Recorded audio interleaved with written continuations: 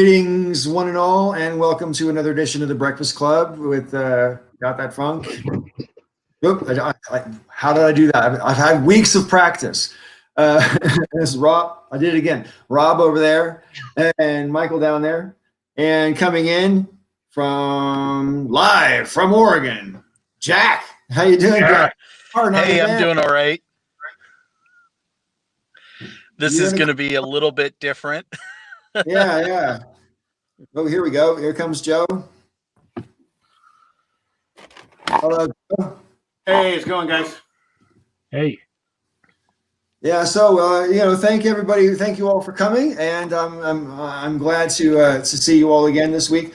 Obviously, I don't know where you want to start. So, Jack, you've been gone for a while. Why don't you start us?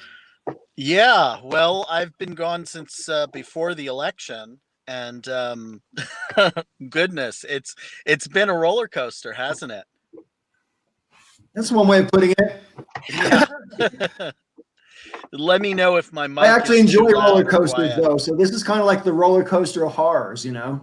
Yeah, absolutely. How's everybody doing?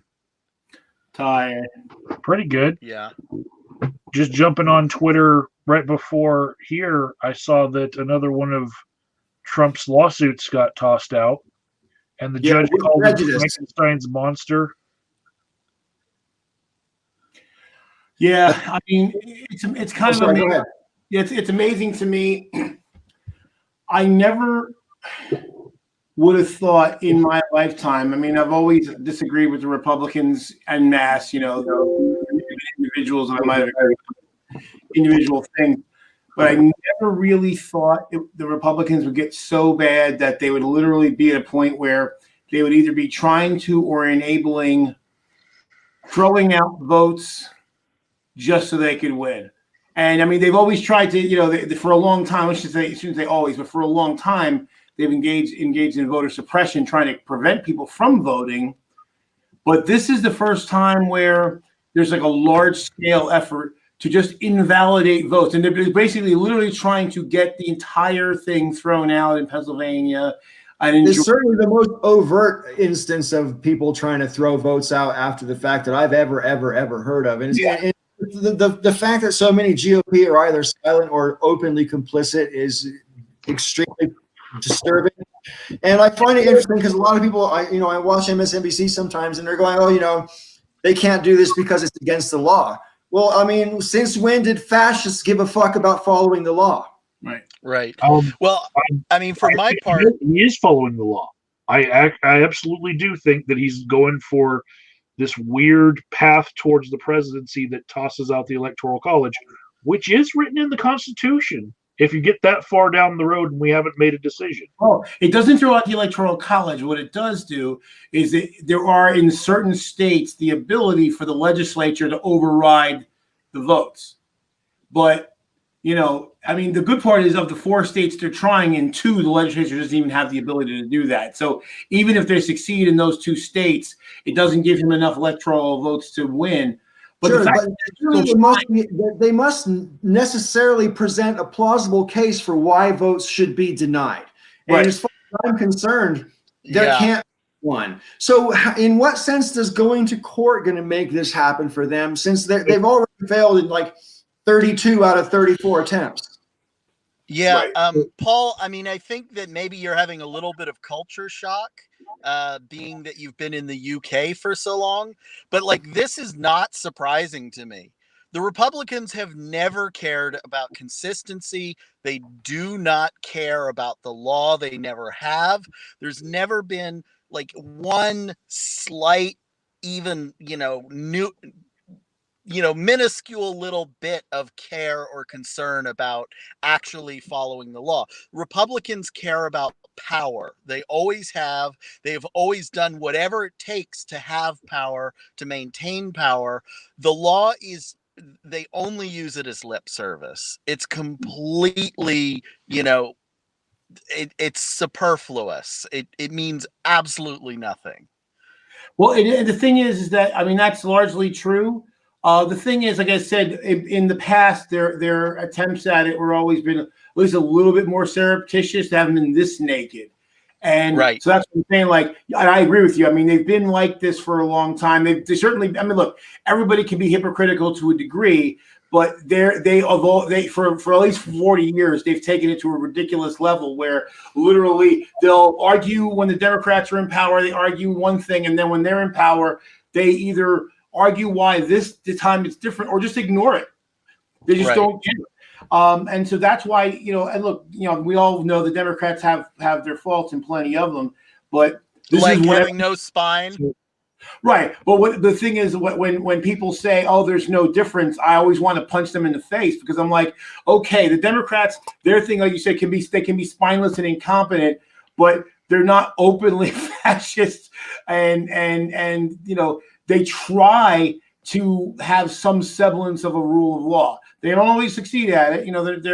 They're imperfect. They have a lot of problems, but not like this. And there's only one party that is actively seeking to prevent people from voting, to have votes tossed out, and that's been like that for quite some time. So again, you can heap all sorts of criticism on the Democrats, and it's probably mostly accurate and mostly fair, but that's the difference. Is one party has at least tried to enable people to vote, and the other party has gone out of their way to prevent it, and then now to actually take their votes away from them. So you can argue on policy and say they're not different enough, and I would probably still disagree, but fine. But but this to me is the fundamental difference, and sorry, I got to interrupt you, Joe, because I want to repeat. I mean, to the best of anybody's understanding, what is the argument in favor of throwing these votes out? I mean, what's their pitch? I don't get it. They're just they don't even need a pitch. They They don't need a pitch. They only need to convince people that everything's very complicated and that you, the voter, don't know all the nuance of what they're doing. And, they can make it happen. They can do basically anything they want as long as the Democrats are gutless. Because people don't know the law. The only thing people do know about the law is that it's incredibly complicated and it's above their pay grade. And, what the Republicans do best is use the bully pulpit. They always have. They've communicated directly to voters whatever they think will work for them. And then, voters are pretty good at just not getting into the details and not paying enough attention. So it always seems like the Republicans are right. I saw somebody on Twitter today talk, just a list of shit that was completely wrong and, not backed by any evidence, and it had 600,000 likes on it. And it was just like, it does not matter. The only thing that matters is who is more theatrical. To steal a line from Beneath the Planet of the Apes. To them, the only thing that counts in the end is power, naked, merciless force, and they literally look at the perfect example is the whole thing with the Supreme Court. They wouldn't even let Merrick Garland get a hearing. The week before, Orrin Hatch goes out and says, Merrick Garland's a fantastic litigator and judge, and he should get the approbation of anybody, Republican, Democrat, independent, conservative, liberal, across the board. He's someone everyone should be behind. The next week, we can't have that. Same fucking guy. They don't care, and that's the thing. When the Democrats call them out on their hypocrisy, I don't know if it's the way they do it or what, but it falls on deaf ears, and that's the thing that I've been frustrated for 40 years about this stuff, that whenever the Democrats complain about something, people take it as whining. When the Republicans say the same thing, but from their perspective, people seem to give it weight. Like I remember this was when Trent Lott was still in the Senate. So we're talking like late 90s. Tom Daschle and Trent Lott were on some talking head show. And so basically when Tom Daschle was saying his piece, and then Trent Lott referred to the Democrats as liberal kooks. So he's impugning their mental faculties and their mental state. Then Tom Daschle refers to that behavior as extremist, and Trent Lott had the audacity to act insulted, and like how he was like, "How dare you, sir? You know, this is the day before I have a duel and all this kind of bullshit." And it went over, and I'm like, "How? You just called Democrats liberal kooks, and then this guy just says you're being an extremist, and you have the audacity to act insulted."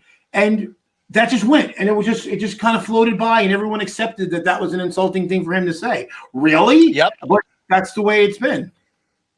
So I do want to correct you and say that there is a way to throw out the Electoral College, and that is what Trump seems to be going for. It's called the contingent election. It's happened 3 times in U.S. history. The contingent election is what happens when nobody gets 270. He knows he can't get to 270, but he's trying to knock Biden down to under 270. If that happens, each state gets 2 electors, and he's counting on there being a better chance of him winning with more Republican states that just have land and no people, right? He's not, as of losing this lawsuit in Pennsylvania, I think he's toast. Right. Yeah. And that is like when the New York Jets right now are 0-9. That's like hoping that they're going to win the Super Bowl. The contingencies that have to fall into place for that last path for him to win. I mean, it's insulting to me to think that he's held on this long. Like we have a real narcissist in office. Well, and especially what bothers me even more than that, because look, I think at least everyone here, we all have all known he's a massive narcissistic, malignant narcissist, egomaniac. But what's pissing me off more are the Republicans that have been there for a long time. The number of them who still, I mean, there's a few of them that are saying, "Hey, it's time to go. It's time to end the charade." Blah blah blah.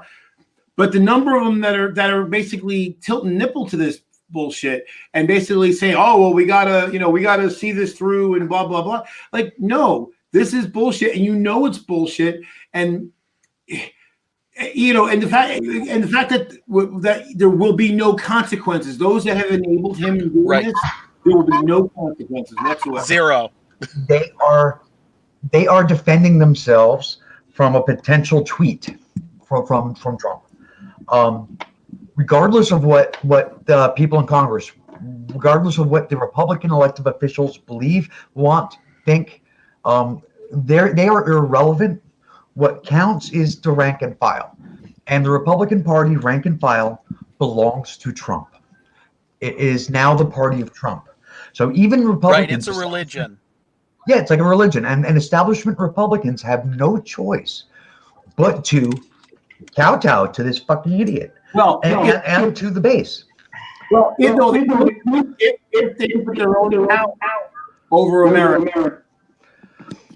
I agree that their behavior is definitely cultish to the point of being religious in nature, and that this whole power grab thing is, entirely alarming. But I think that the problem with these people is deeper because the challenge to democracy has never been more flagrant in the United States. Certainly not in my lifetime. Maybe not ever. Right? And the fact is, Trump's modus operandi has always been to do the crime right out in front of you and dare you to call him on it. And this is the whole thing. Where without the checks and balances in the Republicans GOP, what can the Democrats actually do to call him on it to the point where they can stop him? And the idea, I think any of us, if someone told me when I was 21 that American democracy was this fragile, I would have I would have argued all day long that it wasn't, and I really thought that our institutions and the people who occupy the positions of the highest authority gave a fuck about history enough into their own reputation and shit, if nothing else. Our system, do a good job. Our system of checks and balances, our entire system is based on the idea that people are going to do what they're supposed to do. That's what the checks and balances are for. If you don't care, if it doesn't matter to you that, somebody's going to come after you and you're going to do it anyway, then it doesn't matter. Then you can just steamroll right through all the things that are designed to stop you. And that's what Trump has done because he doesn't care. Right. He I think there's system. I think there's one other thing that's going on, which is that for the Mitch McConnells and, Lindsey Graham's and various other people in the Senate and the House who have been working on this project for a long time, I think there's also a little bit of impatience because they've been working on this project for 40 years. They're really close to getting everything that the Project for a New American Century laid out. And they're right there, like they're willing to kind of throw out a whole lot of convention and care because they're like almost at the goal. It's, they've got the courts packed. They've got the Supreme Court. They've got the presidency. They've held on to the Senate. They don't have the House, but that's barely important to them. The House has never been the most powerful body. They're right on the edge of having everything they want. And in a lot of ways, there's a ton of risk for Republicans because they're on the verge of everything collapses or they win everything. It's absolutely, they're putting all their chips on the table. Well, and as I've said previously, and to your point, is that they see the demographics and they see the shift in demographics over the last 20 years and the projections for the next 20 years. And they know that this is really their last opportunity to make all their dreams happen. And in order to make it work, they have to inculcate enough of American society to their way of thinking in order to maintain it, because otherwise the demographic shift is going to sweep them away. As has been said, and Trump even said it himself, if Texas goes blue, the Republicans will not win the presidency for a generation. They just won't. And and basically, I was looking over all the the so-called battleground states, even where the Democrats lost. The number of people who didn't vote outweighed the margin by a factor of like 30 or 40. So all of those battleground states could be shifted with the proper investment, whether in money and also in message. Right, and that's been Stacey Abrams and AOC's criticism of the Democrats is that the Democrats are leaving millions of votes on the table by simply assuming they can't win the South. And the South is winnable. It's way more winnable now than it's ever been in my lifetime. And, that's largely because the population is it's moving to cities, and cities are blue strongholds. There's no way to, turn that around, really. Well, and if you look at what Clinton did, I mean, Clinton won North Carolina, he won Georgia, he won Louisiana, he won Arkansas, he won Missouri, he won Iowa. It's not all that far removed. But you're right. And again, what did I say a couple of weeks ago? You weren't here on a couple of weeks ago. I made the point that to me, at least in recent years, I feel, as much as I didn't like him as a candidate, Howard Dean was the best DNC chair that the Democrats have had in a long time, because he went in 2008 with the 50-state strategy, the idea of saying, hey, we're not going to cede these places. We're going to fight everywhere, and we're going to make Republicans fight on their own ground. And then the battleground states became all red states. So that's when the enemy's fighting on their back foot in their home territory, you're probably going to win. And of course, what happened? 2008 was a great victory. In 2016, again. So it's doable. And you're right. They showed up, the other Democrats that basically have been leaving these votes on the table and really leaving those constituencies high and dry. Absolutely. Yeah. That's the thing is, the problem the Democratic Party is having right now, not just leaving votes on the table, but like what we saw with black folks in Michigan, is there's a lot of constituencies who are feeling like the Democrats are just not delivering, and continually expecting their vote, but then not providing anything. And we're really close to turning that around. Even the Democrats, I'm just completely furious that Nancy Pelosi has been reelected as leader of the House, because I think, she's completely inept. She's lost 1,200 state seats over the last, over her term. But her reign is coming close to an end. The centrist and right-wing Democrats are facing exactly the same problem that the Republicans are. And I think that's why we see such lockstep really between the centrist Democrats and the Republicans right now. Republicans are willing to throw out every convention, and Democrats are kind of willing to let them do it because they're both facing the same demographic cliff.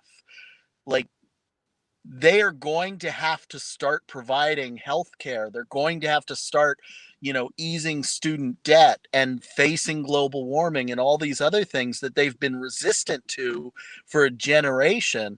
And, they're trying to hang on to power. Everybody who's sort of the conservative establishment, I think, definitely feels like there is not going to be another fight if they lose this one. No, and they're probably right. That's the thing. I've said to my wife, probably, I don't know, 5-6 years ago. I said basically we had to get through about 10 to 15 year period, and once we get past that, there's that cliff there, like you say.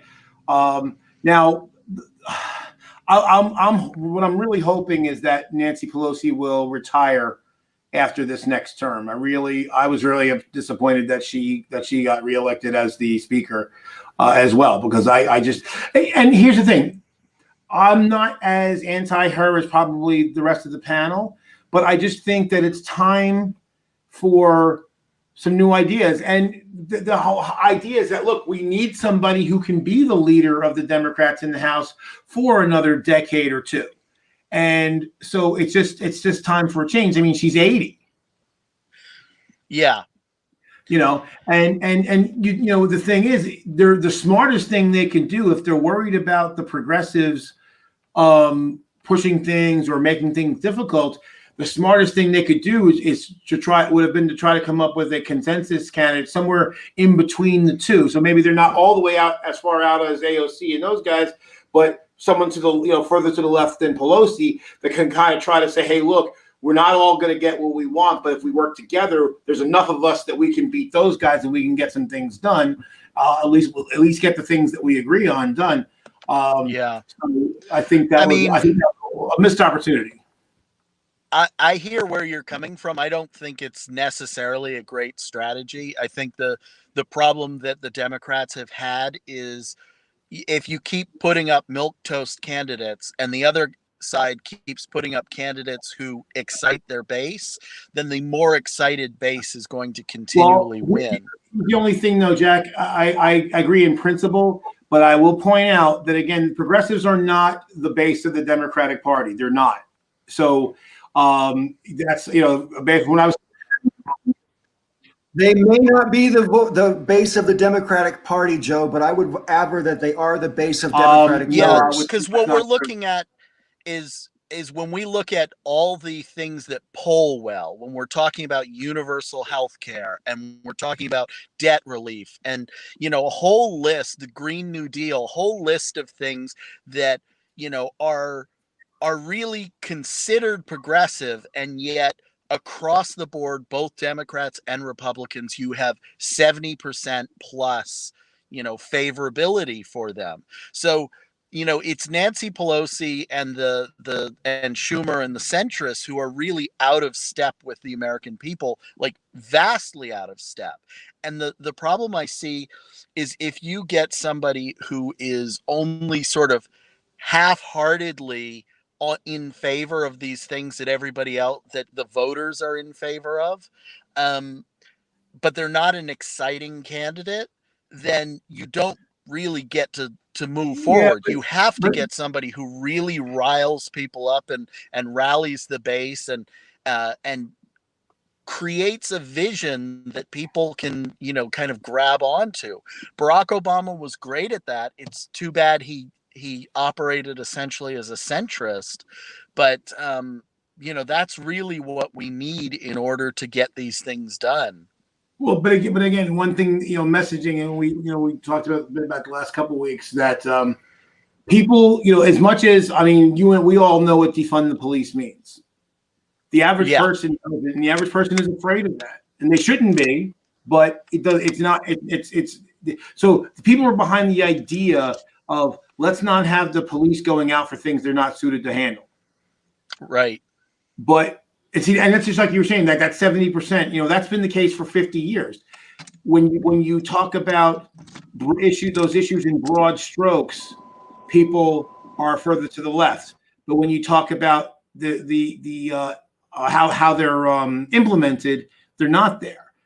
There's a disconnect. There's been that disconnect for a long time, even long before the Democrats lost working class white people. The disconnect was there. Part of that disconnect is because, and I've seen it over the last couple of election cycles, especially being involved. People will say things like they want certain things, but they won't support candidates who support the things that they want because they automatically feel like that candidate will lose because socialism. So it's like, right. How many people said, I love Bernie Sanders, I am not going to vote for him. He'll lose. Okay, if you don't support the person you want, he's never going to win, whoever that person is. If you don't support who you want, they're never, ever going to win. So if your fear is that they're not going to win, well, then you're just, you are self-fulfilling. Yeah, self-fulfilling. You are making it come to pass. So, and we've seen that so much. There were people that supported me that were just like, man, I like a lot of the stuff you're saying. You're not going to win. And it's just like, right. This is ridiculous. This is ridiculous. This is no way to run a country. It's just, but people are terrified of the S word. Absolutely. It is a third rail. And that's why I said last week, I feel as, ideas aside, again, I didn't agree with Bernie on everything, but I certainly would have been happy to have him, if he was the guy, I certainly would support him.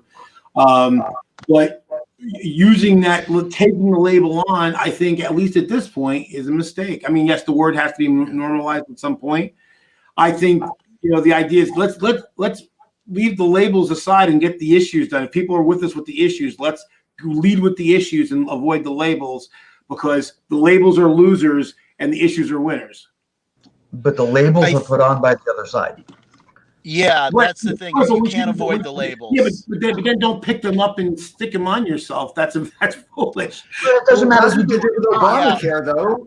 Here's why I'm going to disagree with that. I think that first, you do have to destigmatize the word, because they're always going to use it.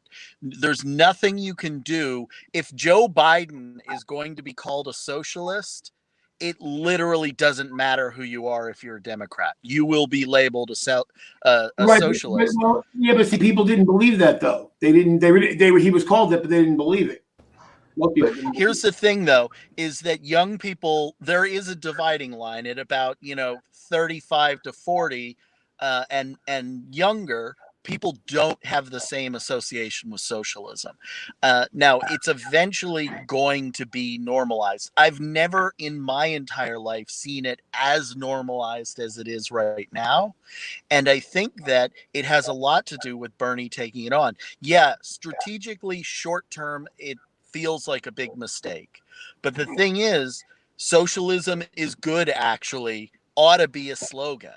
We're getting to the point where we just have to push back on the narrative that it is inherently bad, without any explanation for why it's bad. And if we dismantle it, it's the same thing with, atheism back in the early 2000s, where, the calling yourself an atheist was a really hard thing to do for a long time.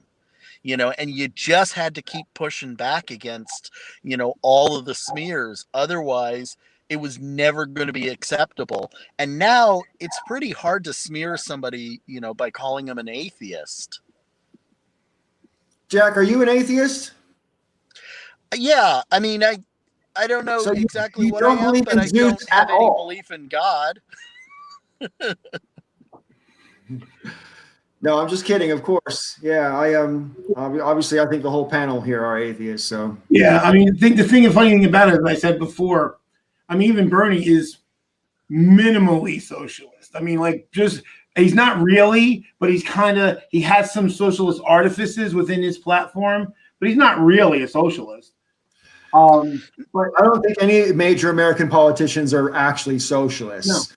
No one Yeah. I've heard of anyone who's seeking elective office in any serious way advocate for public ownership, which isn't even really socialism. Really, what really socialism is where the workers own their own means of production. That's really Right. socialism. And I've never heard an American politician argue for that. well, actually, socialism, the state, That kind of socialism, I think Bernie's arguing for that as regards healthcare.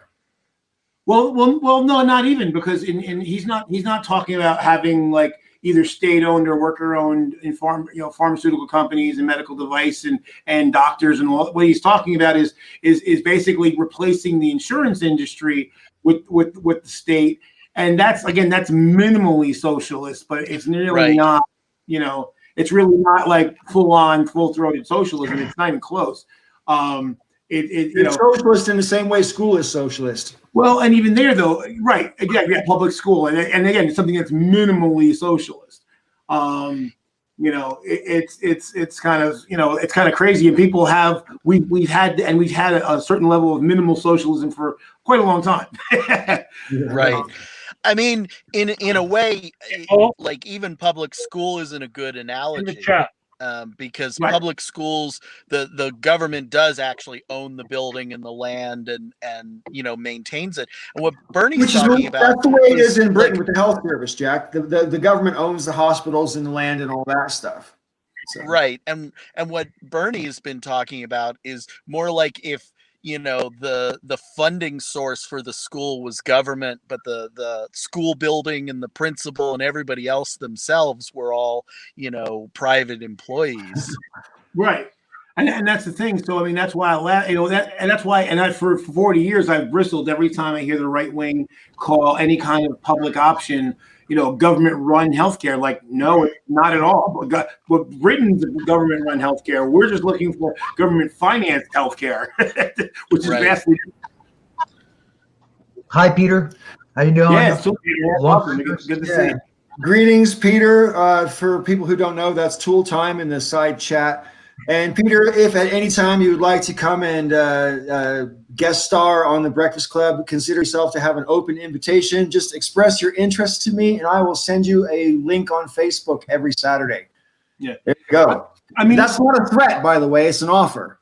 Yeah. Well, I mean, the thing too is just in general. I've mentioned this before. The whole idea that people don't know what most of the words mean.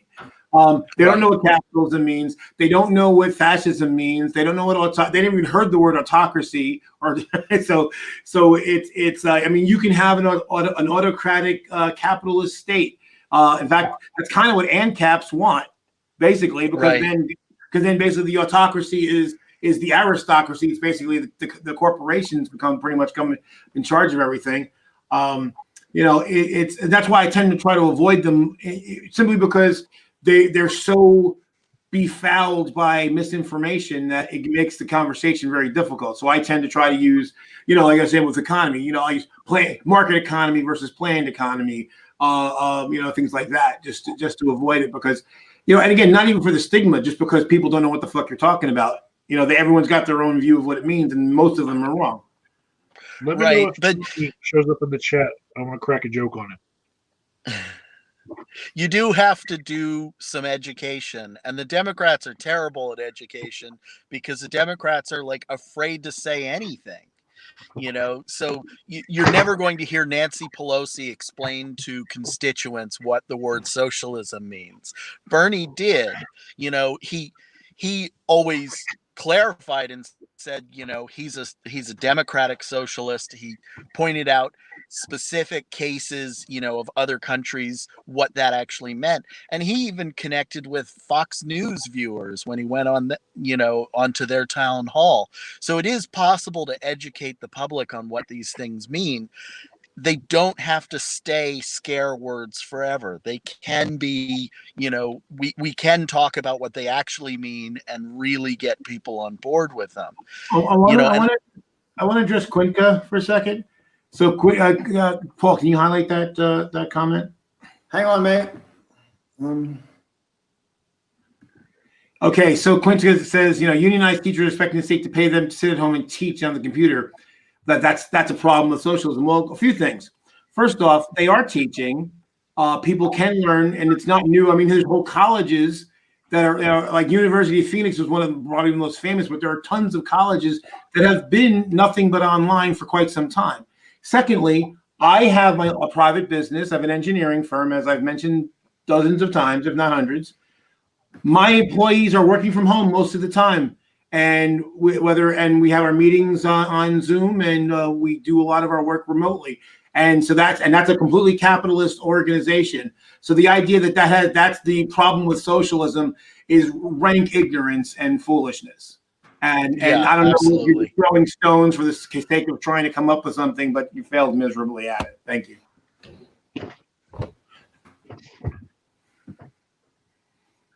Sorry, I was just sending Tool Time a link to invite him to come on to the show. Since he seems to be in the chat, he may or may not be able to join us, which would be an incredible honor. It would be incredibly cool. Time. So yeah. Anyway, I'm sorry. Where were we at? I was distracted typing. I was telling Quinca that Quinca didn't know what Quinca was talking about. Oh, right. Well, yeah. And what else is new? Yeah. Yeah.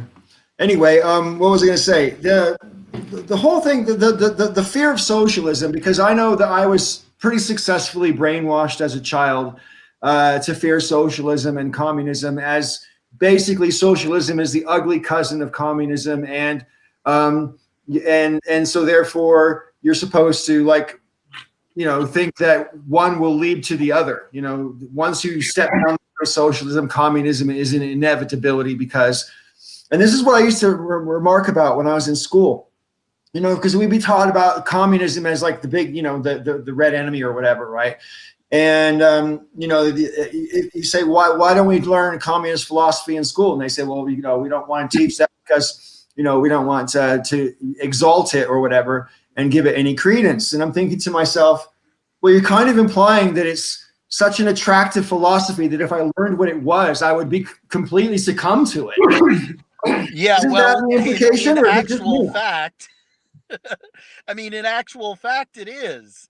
And that's the thing, is because we have to, so much effort has to be put into scaring people about socialism, because socialism is sort of the thing that we already automatically teach 5-year-olds, that children understand, the very basic aspect of socialism when they demand that the sandwich be cut in even slices for them.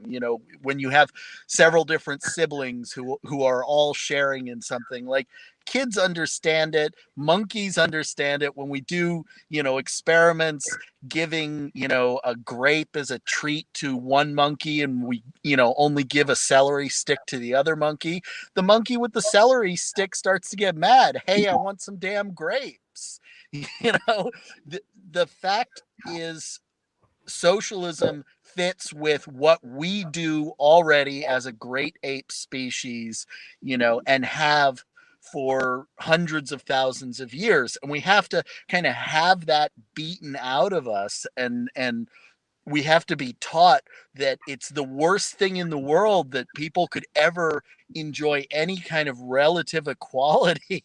It's amazing how much propaganda has to happen so that we get to the point that most Americans are at. And, a big part of it that is breaking down now is the fact that you can just go online and talk to somebody in Sweden or Norway or, the Netherlands or something, and you pretty quickly, if you have any intellectual curiosity at all, you're going to discover that this thing just isn't as scary as everybody's made it out to be. Right. And on top of that, the other thing that I think people are coming wise to is that we've been convinced that the current, and what we really have here isn't even a capitalist economy. Right now, we have a very corporatist kind of system, because it doesn't even benefit small business right now. It's really all focused on the oligarchy, and the idea that the amount of wealth you have is an indication of how hard you've worked, which of course we know is bullshit, because I bet you that there's somebody who cleans toilets who works harder than any of us, who probably gets paid less than all of us. So the idea that there's this automatic equation between the two, or even about the value of someone's work. Certainly, okay, if someone's going out there and they're selling the product and they're convincing customers to buy, that has a value, maybe a big value. But the idea that that's like 80% of the value, and the people who actually build the product and distribute the product and service the product only deserve 20%, isn't believable. It's not sustainable, and it's not accurate. I think it's and certainly, if you need to, get a lot of education and practice and training to do a job, obviously we expect that that's going to be paid more. But even then, there's still limits. It still gets to the point where if a CEO is making 400 times as much as the person who is on the factory floor making the actual product that gets sold, that imbalance is not reconcilable. Yeah. I started as a carpenter at 16, and one of the first things I remember sort of this concept coming to me was when I was building a fence, and I was digging post holes, putting the post holes in, and I worked a good long 16-hour day. And I believe I was making about $8.50 an hour, which was a big amount of money for a 16-year-old kid. But it kind of struck me that when I got my pay, for a 16-hour day, I, made somewhere around just over $100, big payday for me, but still, like, I was wrecked the next day. Right. The next day I was totally trashed. And the thing that sort of like kicked it for me is when I discovered that the client was paying my boss $48 an hour for the work that I was doing. So that 16 hours was charged out at $48 plus, and I understood the overhead. My boss owned the tools and all that kind of stuff, but it's like the difference between the $40 that I was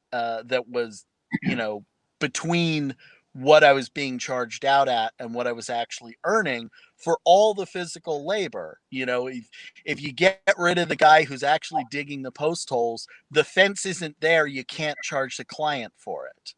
And right. Plus, Jack, at that point, you probably didn't have any vacation time, no sick time. So whatever you got paid, that was the end of the story. It wasn't like they had to husband some money to pay you for some off time that you had earned or were granted either. So they pretty much got, because I can understand the markup if it's like, okay, we got to pay Jack for his days off and holidays and the healthcare plan and all these other things. But if they don't have all that, then yeah, they're straight ripping you off. Oh yeah, no, there wasn't any of that. In fact, I was being paid under the table. So there wasn't even, like, my boss wasn't even paying taxes on it. Wow.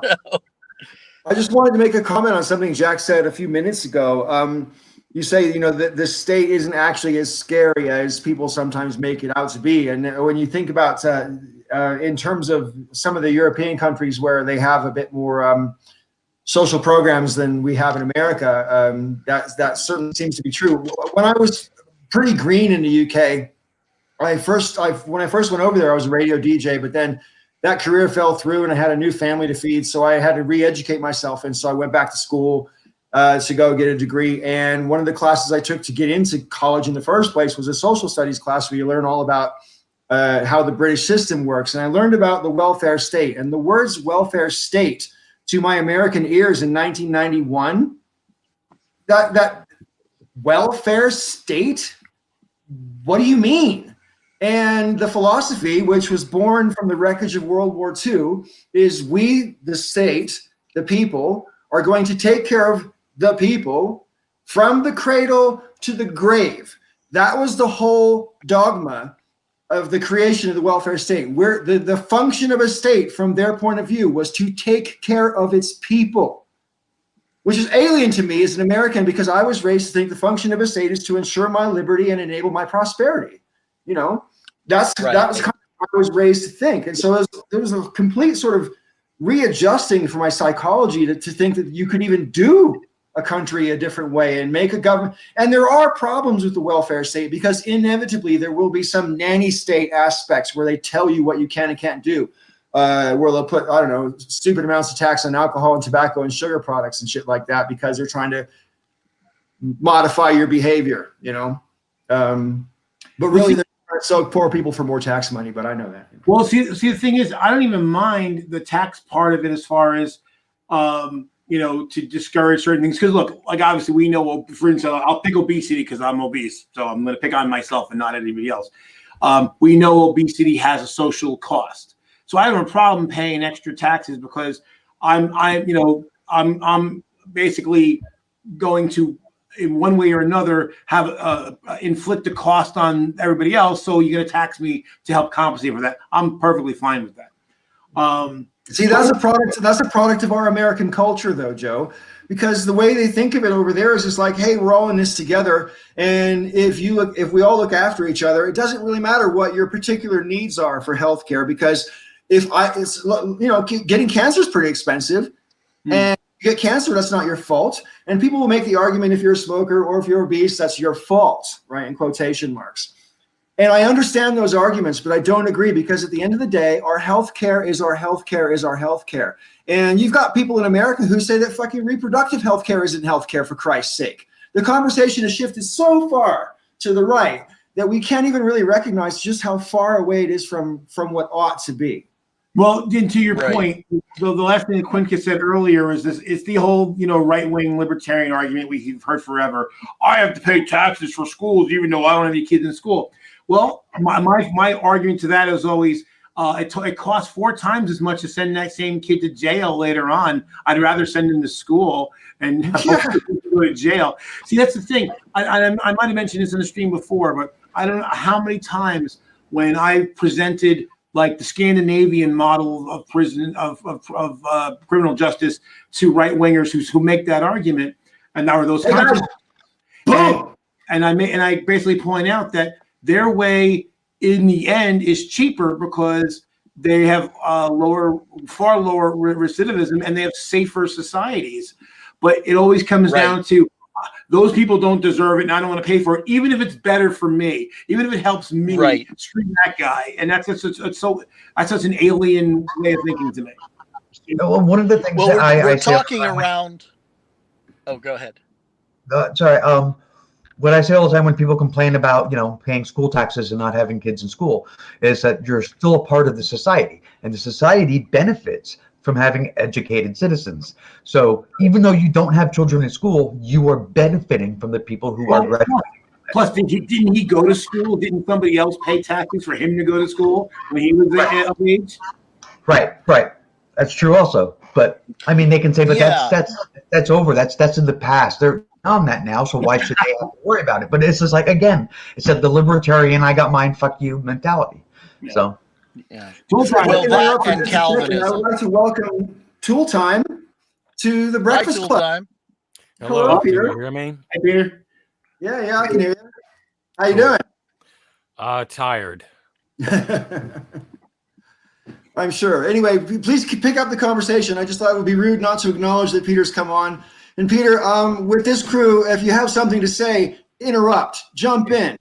It's fine. I'm not usually the sort of person to interrupt, but just going off of what I've heard so far, I definitely think that the United States has a culture of learned selfishness, and people don't think as a system. in terms of, okay, you have children and they grow, they need an education so they can be functioning members of society. Just simple things like that seem to trip people up. And people talk about college, and they don't seem to recognize, like paying for college, whereas other countries pay for higher education. Whereas in America, it's a much more private system, or even with state systems, people end up in debt.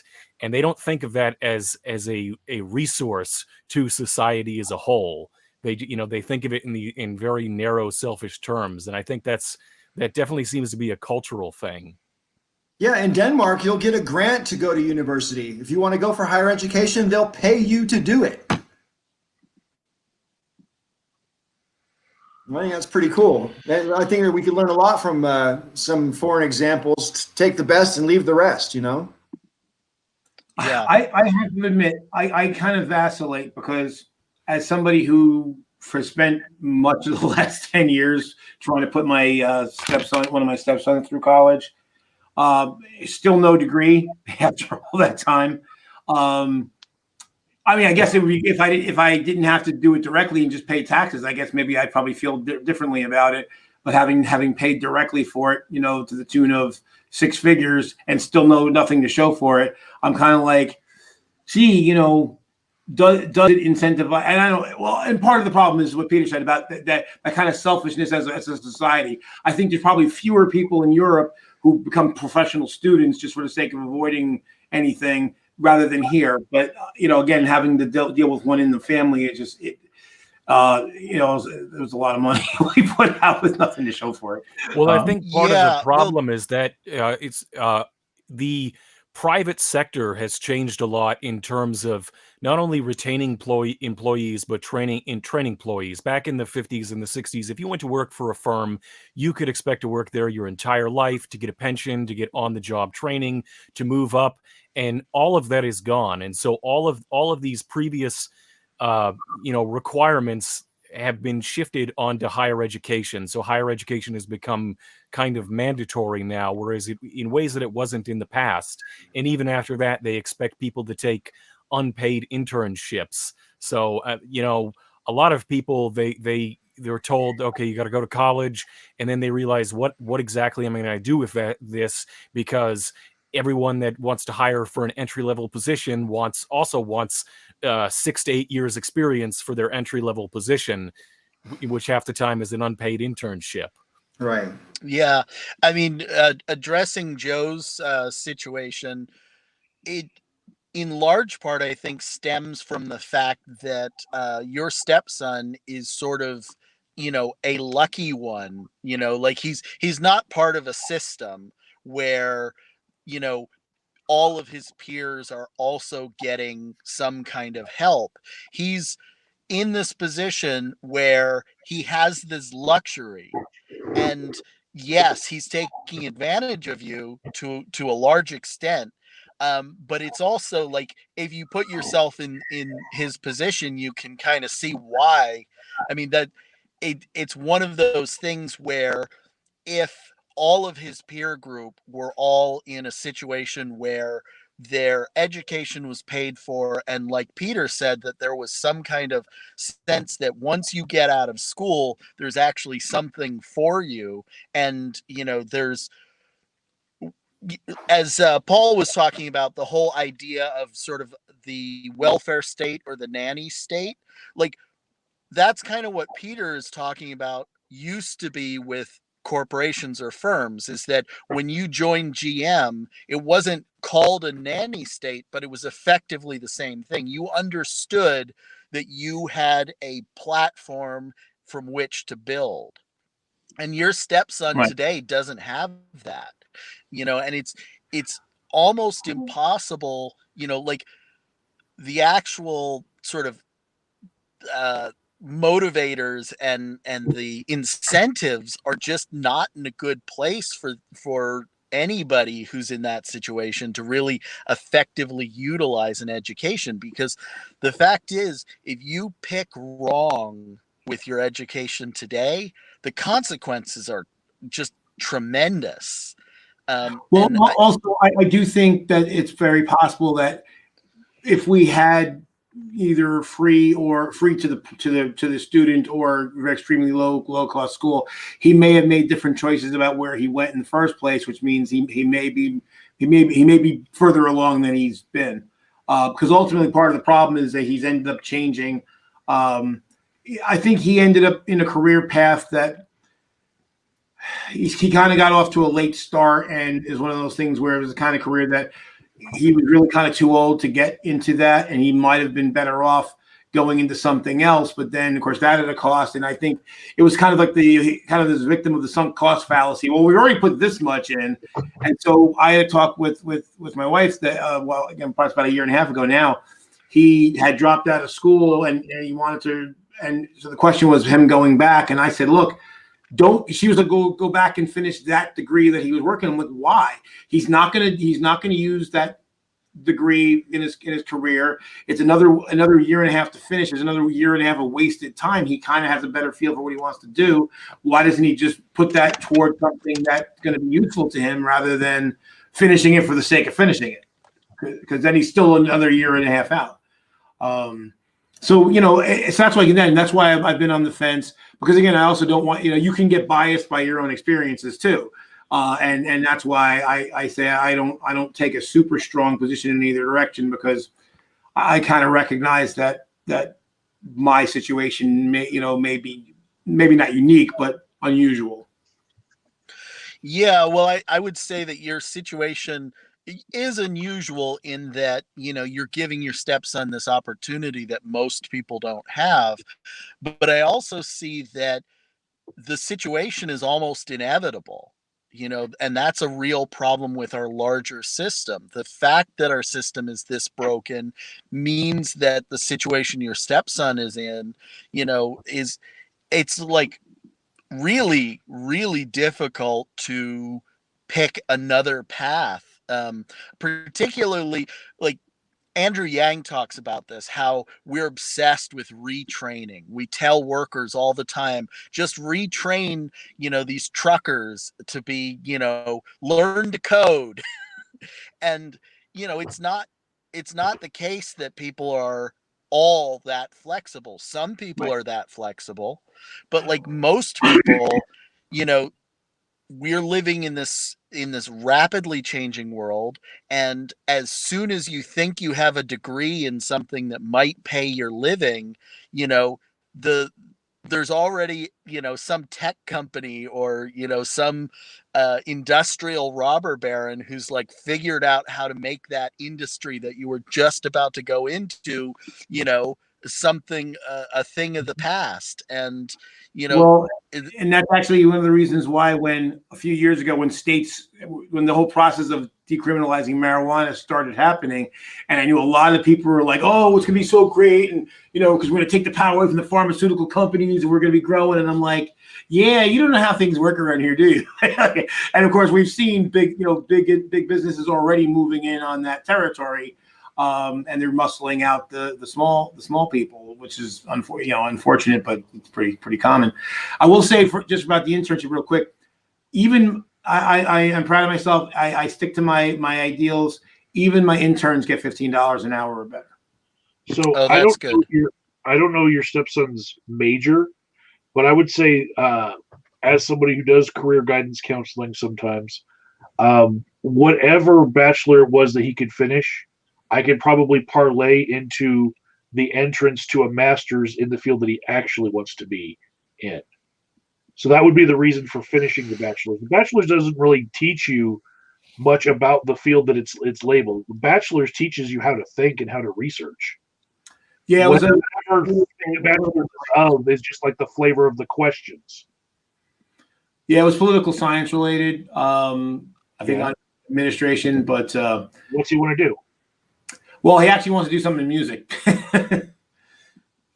Ever heard of Rage Against the Machine? Oh, absolutely. Yeah, I mean, that's not a bad. Lights out, Gorilla Radio. Happy birthday. Thank you. I just got back from having my nails and my toes done, and then we ordered sushi, and so now we're all about to eat. Want to see my cool nails? Cool. candy canes, Christmas nutcracker cupcakes. I'm very excited. And also the guys also had their toes done, and it was hilarious because the girl in the lady that is the manager, she was just like, she asked me if I wanted a color on my toes, and I never do. I always just want clear. And she then like made a joke about what about the guys, and I was like, hey guys, you want your toenails painted? And they were like, yeah, we'll paint our toenails. So they got blue and green. Right? And she was just like, they're getting colors and you're getting none. Like her whole world was turned upside down and backwards. Happy birthday, Amy. What? Happy birthday. Oh, thank you. When the newsletter came today. Oh, yay. That is good to know. I have some other people on the East Coast as well, and I was told they had not received it as of yesterday, so maybe today then. Okay. And Tool Time is here. Yes, I don't think I know Tool Time. Hi, Tool Time. You don't know Tool Time? I don't think so. Hello. I don't have nails to show off, but I've Minis. been painting some Necron Warriors. Nice. Yeah. Nice. I think your habit is actually way more expensive than mine. Yes. Although I'm relatively new to it, so I'm not that far into it, but probably maybe $1,000 if you don't count the paints. What series are you doing? What series am I doing? Oh, like 40K or something else? It's 40K. This is going right over my head, guys. So, you know, illustration would be well appreciated. So 40K is a tabletop war game with little figures that you paint. It's actually a company. Like Warhammer. Yes, Warhammer. Right. Okay. Yeah. Yeah, Warhammer 40K. There used to be Warhammer Fantasy, and then Warhammer 40K, which is the science fiction, and then they changed the fantasy to like Age of Sigmar, I believe it's called now. But my cousin used to be really big into it like 25 years ago, and he sort of introduced me to it. But it's, you know, it took me a while to get into it myself. Well, I hope that you don't fall into the depths of depravity that our friend Michael over there fell into with World of Warhammer. Or is that a different thing you got into, Michael? It was really different. It's different. I am laughing at you so much right now.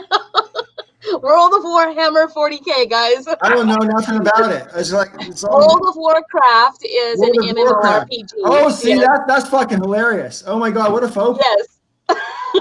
And that one's on the interwebs. And Warhammer 40K is a tabletop game that is basically a war game. So you have your little miniature army and you paint your army. Well, you don't have to, but if you want to be the cool kid at the table, you definitely do. And then it's like strategy. You have like these huge tables and you go out and try to defeat the other. And it's like an all-day thing. There is no 1 hour 40K game. Now, that would depend on the size of the armies, because they do, you know, for tournaments and stuff, they do try and keep it down to where it's going to take only, you know, games might be, you know, an hour to 3 hours depending. But it could go for a very long time if you have a lot of stuff. Basically, each of the models has a point system, and so a typical game would be like 2,000 points worth of models, and there's books that and other things that you can find online that tell you the point systems, because they're changing it all the time. And then each individual thing will have a data sheet that will say you can move it this number of inches on the board, the range of their weapons, or this number of inches they can fire this many times, and then, you know, from there it's, you know, there's a turn sequence, and then you roll dice to determine hits and things like that. It's similar to, because if you're familiar with Dungeons and Dragons started out as sort of a modified version of war game, of like a tabletop war game, not specifically Warhammer, which came out after Dungeons and Dragons, but I guess they used to play like, you know, Civil War reenactments and stuff like that, the people who developed that. And so there's a similar skill check system with rolling dice for like an RPG. What all originally came from actual wargaming for military use. Yeah. They were taking all the point systems, in the original early games were, literally an attempt to somehow make the actual experience of real battlefields, translate to the wargaming table, so generals could, kind of plan whether or not a battle was going to go in their favor. That went all the way back to the Napoleonic War. Right. I think it was a little bit after the Napoleonic War. It was a game called Kriegspiel. And after, after getting messed up by Napoleon, they're starting to think, like, how can that's when they started creating general staffs for armies and just people whose job is to come up with plans. And then people started developing war games that they would train people in staff colleges. And just as an interesting anecdote, during World War II, the navies would have their own war games, and the Japanese Navy ran a simulation of Midway, and the side that was playing the Americans, took a strategy that the admirals didn't think that they would, and the Japanese simulated battle of Midway, in which the Japanese Navy lost, ended up coming out quite a bit like the actual Battle of Midway, and they just sort of ignored it and said, no, this was a fluke. They wouldn't do that in real life. And so they didn't quite learn their lesson. But there was another just anecdote that I heard about. They actually got these young women in England, like straight out of high school, to try and figure out German U-boat strategy using, naval war games. And they were able to figure out figure out a lot of the U-boat tactics just by doing simulated war games with these things based on the reports that they were getting from the convoys. But what the main difference with those sorts of games is usually there's a third person who acts as an umpire, and there's to help with the fog of war. And so they'll pass decisions for the umpire, and they have to base their moves on what they know on the battlefield at that time. Yeah. Now so what ended up happening with Dungeons and Dragons, like these guys were saying, they were war gamers, and they started doing like medieval, like realistic medieval battles. So they're trying to simulate like Agincourt and Crécy and all these different kind of battles. And then someone's that, of course they were, Tolkien fans and that kind of thing. And someone said, hey, well, let's have heroes and generals in there. And then eventually someone threw magic in there. And then it was actually Dave Arneson. So that was Gary Gygax. And then Dave Arneson was the one that kind of threw the role-playing part on top of it. Dungeons and Dragons War. But speaking of Warhammer, this is the original Warhammer game, which was actually a fantasy. Ooh, how old are you over there, Joe? So this was actually it was basically a D&D. Warhammer was kind of a D&D type clone. It wasn't all that popular, but it included a mass combat system in it, and people liked that, so they started using Warhammer mass combat with D&D, and then eventually it just became the mass combat system kind of spun out and became the miniatures game. Which eventually was known as Warhammer Fantasy, and then 40K came out and so forth. Now, I never got into 40K or the Warhammer Fantasy because, the amount of money, if you're going to be competitive, the amount of money you end up sinking into these sets of figures runs into the thousands. And if you're in serious tournaments, people are very picky. Oh my God, I'm not on mute. If your figure is supposed to have a laser, and your figure, the laser is not affixed to your figure, then your guy doesn't have the laser he's supposed to have, and you can't use your laser. So I was just like, I didn't want to deal with that. But I was more like Starfleet Battles, which was a Star Trek inspired space combat simulation, and I was only ever so at that. But have you ever done Artemis? Well, no, but the game or X-Wing. Is I've never played the tabletop X-Wing, but what I did was I switched to the strategic companion to Starfleet Battles is a game called Federation and Empire. So, and I'm one of the top players in the world at that, actually, which is really cool. And I actually broke a scenario with a convoy unit once. And so we're at a tournament. We're supposed to last the whole week, and I beat the scenario in half an hour. Yeah, they actually had to rewrite the scenario because I found because it was like once it was revealed, it was like a trick key that you couldn't stop. So they had to call it 40K because it costs. Before I forget, I think Tommy from the Bronx has left the chat now. But what did you guys bet $100 on last week? I can't remember. What the bet was, he originally bet me $50 that ultimately Trump would end up remaining in office, and I bet him no, that he will in fact be seated as president. He will get inaugurated on the 20th. And so I said, and I upped the bet from $50 to $100.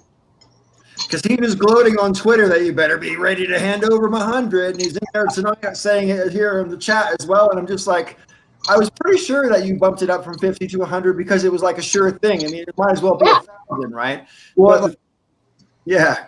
Well, that's the thing, and that's why I'm laughing. He's still gloating. I'm like, dude, I don't know what you're gloating for, because again, even in those two states where that shenanigans we were talking about is actually possible, it's still not enough. Right. So I'm going to bring this up just for the sake of conversation. Right? I keep hearing that line over and over again, but as far as I can remember, the election ended on the 3rd of November. Right. It took them a while to count the votes, but the election is over.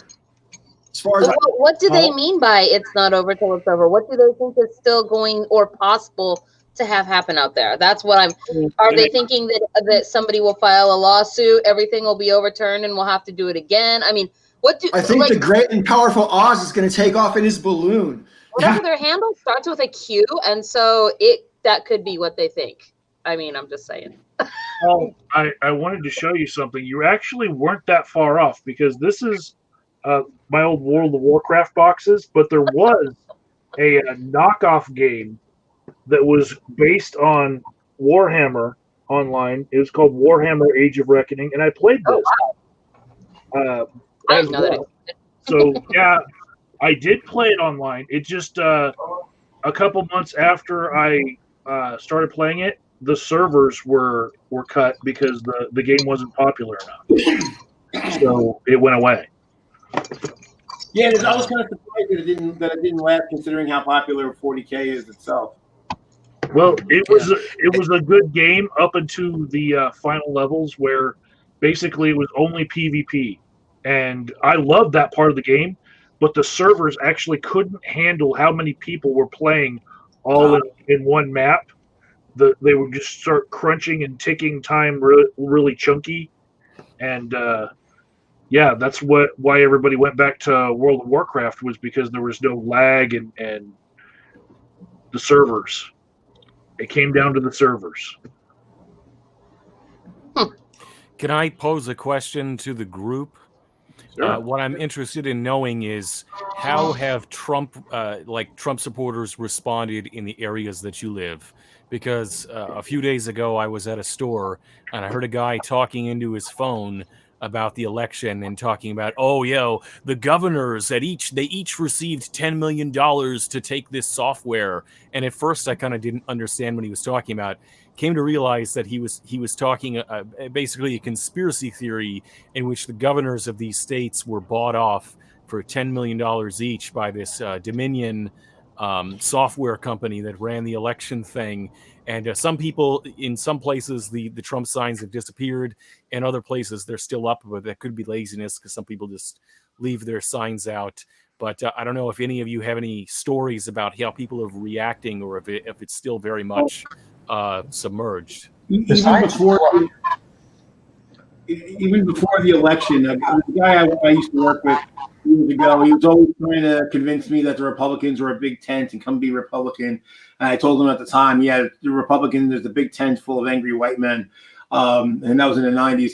But when I was going to reconnect with him on Facebook a few years back, and his page was festooned with pro-Trump stuff.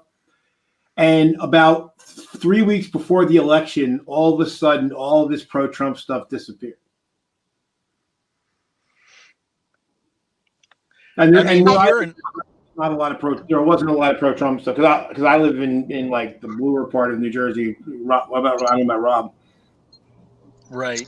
Here in Oregon. Go ahead. Oh, just that, obviously we have a long history of sort of white nationalism, white supremacy. That's, Oregon has always been a hotbed. The Proud Boys and Patriot Front and all those kind of groups, are here in rural Oregon, and they keep making demonstrations. We still see, the giant pickup trucks covered in Trump flags, and I think that's going to stick around, at least in these parts, for a little while. And a lot of those guys are itching for a fight. They really feel like, they've been preparing their entire life for, Civil War, Electric Boogaloo.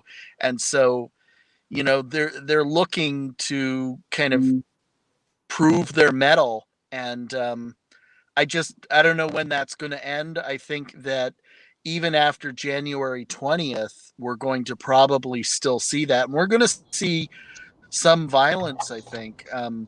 I don't know if we'll ever cross. The problems from in Neil Oregon pre-exist Trump. I mean, that was going on when Obama was president in Oregon. The guys took over that federal building and they kept it for like a month with firearms. I mean, I can't imagine any of the group who could have got away with that without getting, the hammer dropped on them, frankly. Just blows my mind. Yeah, I mean, we all remember the Native American takeover of Alcatraz, is the only thing that I think of as relatively similar. What was that, 1978 or something? I don't remember. Decades ago, a group of Native Americans took over Alcatraz Island in San Francisco, and I don't know all the specifics. They weren't armed. I don't recall them being armed. And, I think obviously, Alcatraz is a naval air station base now. They weren't able to keep it or anything. I think it was largely just a protest, but that's like the only relatively similar situation I can think of.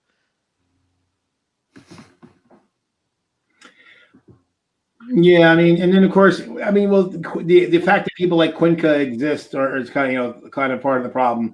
That Nancy Pelosi owns the voting machine company. Like, no, it doesn't. And actually, those documents are well available. They're publicly available. And if you would actually look at them, you'd find that you were wrong. But you'd rather hold on to the narrative, because if it's going to be uncovered, it should be uncovered by now, right? I mean, if that's the accusation, right? And one of the things I want to point out is when the judges have asked the Trump campaign in court if they're alleging fraud, and they say no, they say flat out no, because they're under oath and they're officers of the court, and if they lie and they're found out to lie, they will be disbarred. So they don't ever bring up fraud because there is no fraud. The fraud is being perpetrated by Trump and his enablers. I feel like it's kind of sad. I feel like this whole business about these faulty machines were miscounting. Man, this was a TV episode of some show, and I cannot remember what it was. It was Robin Williams. It was a movie, and then movie. He was like he was a comedian. He played a comedian. Yes, that's right. And he becomes the president. He ran as a joke, and he ends up becoming president because the voting machines are they were counting them wrong based on names that had double letters in them or something. But I guess the whole thing just like blows my mind, because I'm like, this is a movie plot from, I don't know, 20 years ago or something. But like, most conspiracy theories do come straight out of fiction. Like the whole the reptilian alien conspiracy is literally the show V. It's literally a TV show from the 80s. Yeah. Look, the X-Files are real, okay? I was just going to say in response to Peter's original question that kicked this off. I mean, I don't actually really associate, and it's not a deliberate thing. It's just incidental. I don't really associate with anybody who's like a devoted Trump fan. I am acquainted with a few people who voted for Trump, but not that they're like virulently Trump fans. They're more sort of anti-Biden and blah blah blah, all that kind of stuff. That don't even need to go there. But what I have noticed is like there's an awful lot more homeless people where I live now, and there's an awful lot of more people who are quite obviously, self-evidently, recently homeless, like yesterday homeless, like people when everything clothes and a whole bunch of bags and like obviously just everything they could afford to carry. And at the same time, on the opposite street corner, there'll be someone holding up a sign saying "Stop the steal." Right. Same intersection, and I just can't understand. There's two different Americas right now, as far as I can tell, and these Americas seem to overlap and interweave, but don't actually interact very much. Well, like my dad. So my dad is still not talking to me. And my brother, who does talk to me, and right now is being the go-between between my dad and I, because both of us are really stubborn, is the long and short of that.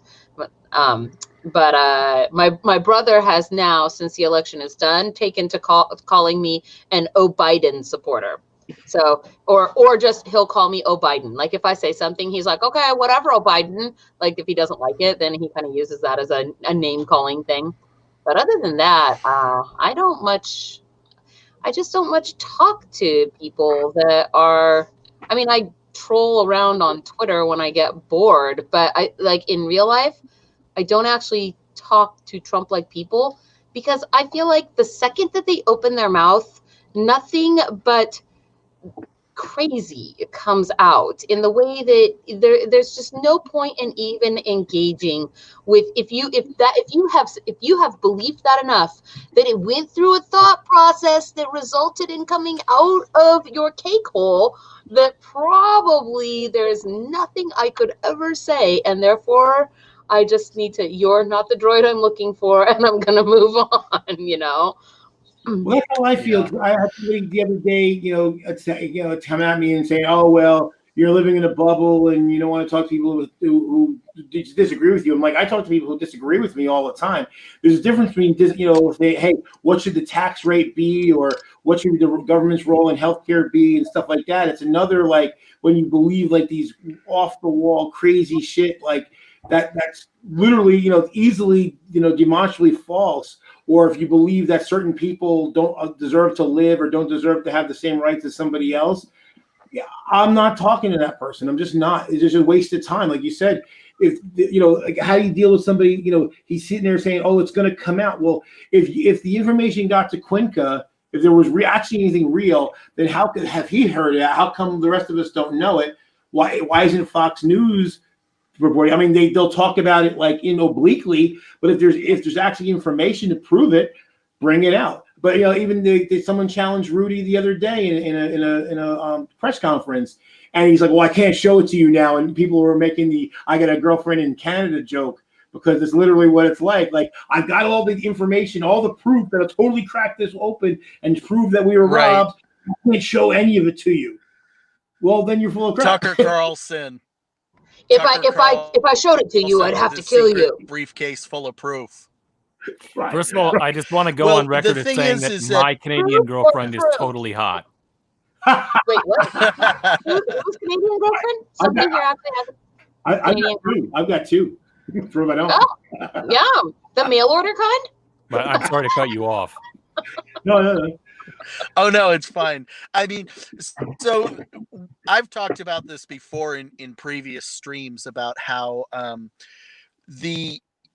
there isn't any standard of evidence at all for these people. I mean, they're dealing with, sort of a Gnosticism, Christian Gnosticism, where it's just like everything is coming from the gut.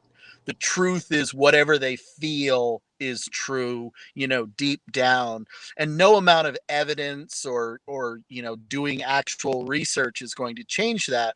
And all they really have to do is have their cousin or their whoever in their family or a friend of theirs just tell them something that sounds really like truthful because it fits whatever narrative they've already kind of glommed onto. And there isn't, I don't know how you reach that. I don't know how you deal with people who are effectively dealing with it on a religious level. So I don't talk about my clients because of confidentiality, but I can say by and large, those that are conservative leaning do not want to bring up politics in group sessions. If they hear other people talking about it, they're like, oh, this isn't the place for that. Before the election, they weren't that way, but after the election, they are. I have one friend that talks to me about politics outside of you guys, and he is kind of QAnon follower, and he is really interested in Michigan in these two Republican certifiers that were pressured into certifying and then wanted to recant the next day. And then as soon as their affidavits were in Trump's lawyers' hands, they pulled their lawsuits from Michigan because they don't want any ruling on it. They just wanted those affidavits for something else.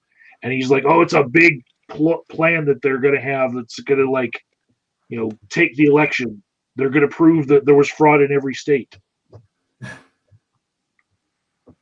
You're up, Peter. Oh, so I was going to say, just building off of what you said, you touched on something. As a YouTube atheist, I've thought for a long time now about all of this stuff with the inability to accept reality, how familiar all of it feels, and I start to think about lessons learned with dealing with people who are not so great in the reality and reasoning department, and to what extent it's worth trying to engage with these things. And I think that if I was my younger self, that I might be more aggressive in trying to go after these things in a way that an older, wiser version of me just almost has to sit back and laugh. Because even when I was in the store with that guy, spouting conspiracy theories, there was a part of me that just wanted to follow him around the store, just hear him continue his conversation, just to see like how crazy does this get. But the better part of me was like, no, I'm just gonna keep going about my shopping and not deal with this guy. But am I the only one who looks at these people and just thinks like, oh, this feels all very familiar, and it's probably a significant overlap with a lot of the same people. I mean, basically, I kind of feel about it the same way conclusion I came to with dealing with fundamentalists. I realized early on that talking to somebody like Neffy was never going to come to any kind of reasonable conclusion. So anything that I did at that point was not to talk to them. Even if I was speaking to them, I wasn't really talking to them. My audience were those people on the fence that don't really know better, that they're trying to figure it out, that could go either way. And kind of, because my thing is, it's kind of like my favorite thing in role-playing games. I like playing crowd control. I like the ones that, they're not the big damage dealer. They're there to kind of corral the enemy and minimize their impact so the damage dealers can do their thing and whittle them down. So it's kind of the same thing. I'm just trying to. It's a containment game. It's just keep them from spreading. And I know there's other people who can probably make inroads way better than I can, and actually chip away at it. And my job is to kind of hold back the tide. I sometimes think that talk first is the wrong approach altogether. That we know that this exists, but just how often. When we talk about things, like when we talk about the person who has to tell you about how cool they are or how buff they are, or how much they can kick your butt, right? We look at that person like if you could do it, you would keep your mouth shut about it, and then we would see action and not talk, right? And sometimes I think, since we're kind of drawing a parallel here between this and atheist versus religious the gap that's between those two sides. And I do think that it is a very, very similar gap. I've shared that experience. And but I think sometimes maybe just talking is the wrong approach. I mean, I believe in the things that I say, right? Like the arguments that I put forth is what I'm trying to say. Not to say that I believe in them infallibly, but I do believe in those. And so the thing is that if you believe in that, you believe that your stance is the more correct stance for whatever reason, maybe it's more moral one, or the one that gets the optimum results, or whatever it may be, however it is if you believe that's the correct thing, then maybe you should skip the part of trying to convince unbelievers, because those guys are never gonna be convinced by anything you'll ever say. They will only be convinced by what they see, what is done. Skip that part altogether. Quit wasting time there, and go on towards making what you believe become irrefutable. And not to say it isn't. I'm sorry. Go ahead. Your turn. I'm being quiet.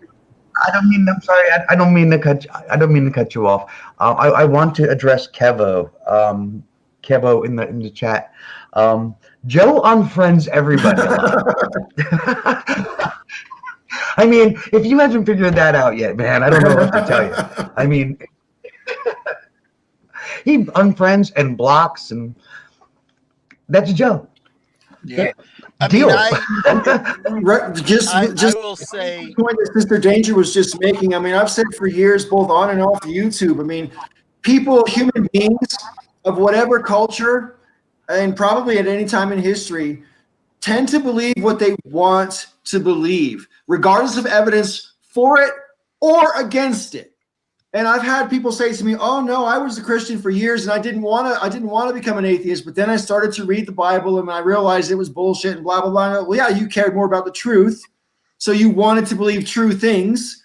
So that's what you wanted to believe. I don't believe anybody is ever shaken from their religious faith because they didn't want to be. I think you need to be in the place where you can be shaken from your religious faith for that to even occur. I think that it's possible, though, that people might not know that that's a thing that they think if they don't have much of a basis of comparison in life, right? Like if you have grown up, wholly indoctrinated, and like if you're Mormon, right, and your whole family is that, and the city that you live in is that, and everything is that, you might not even have a really a good idea of what the rest of the world is like outside of a self-contained little, pod, your Mormon bubble. yeah, your bubble. So, so I think it's possible that people are ignorant, and then when they begin to get exposure to other things, and the reason I say that is because if that wasn't the case, if that didn't happen to people, then there wouldn't be a concern of controlling people by controlling the information that they have access to.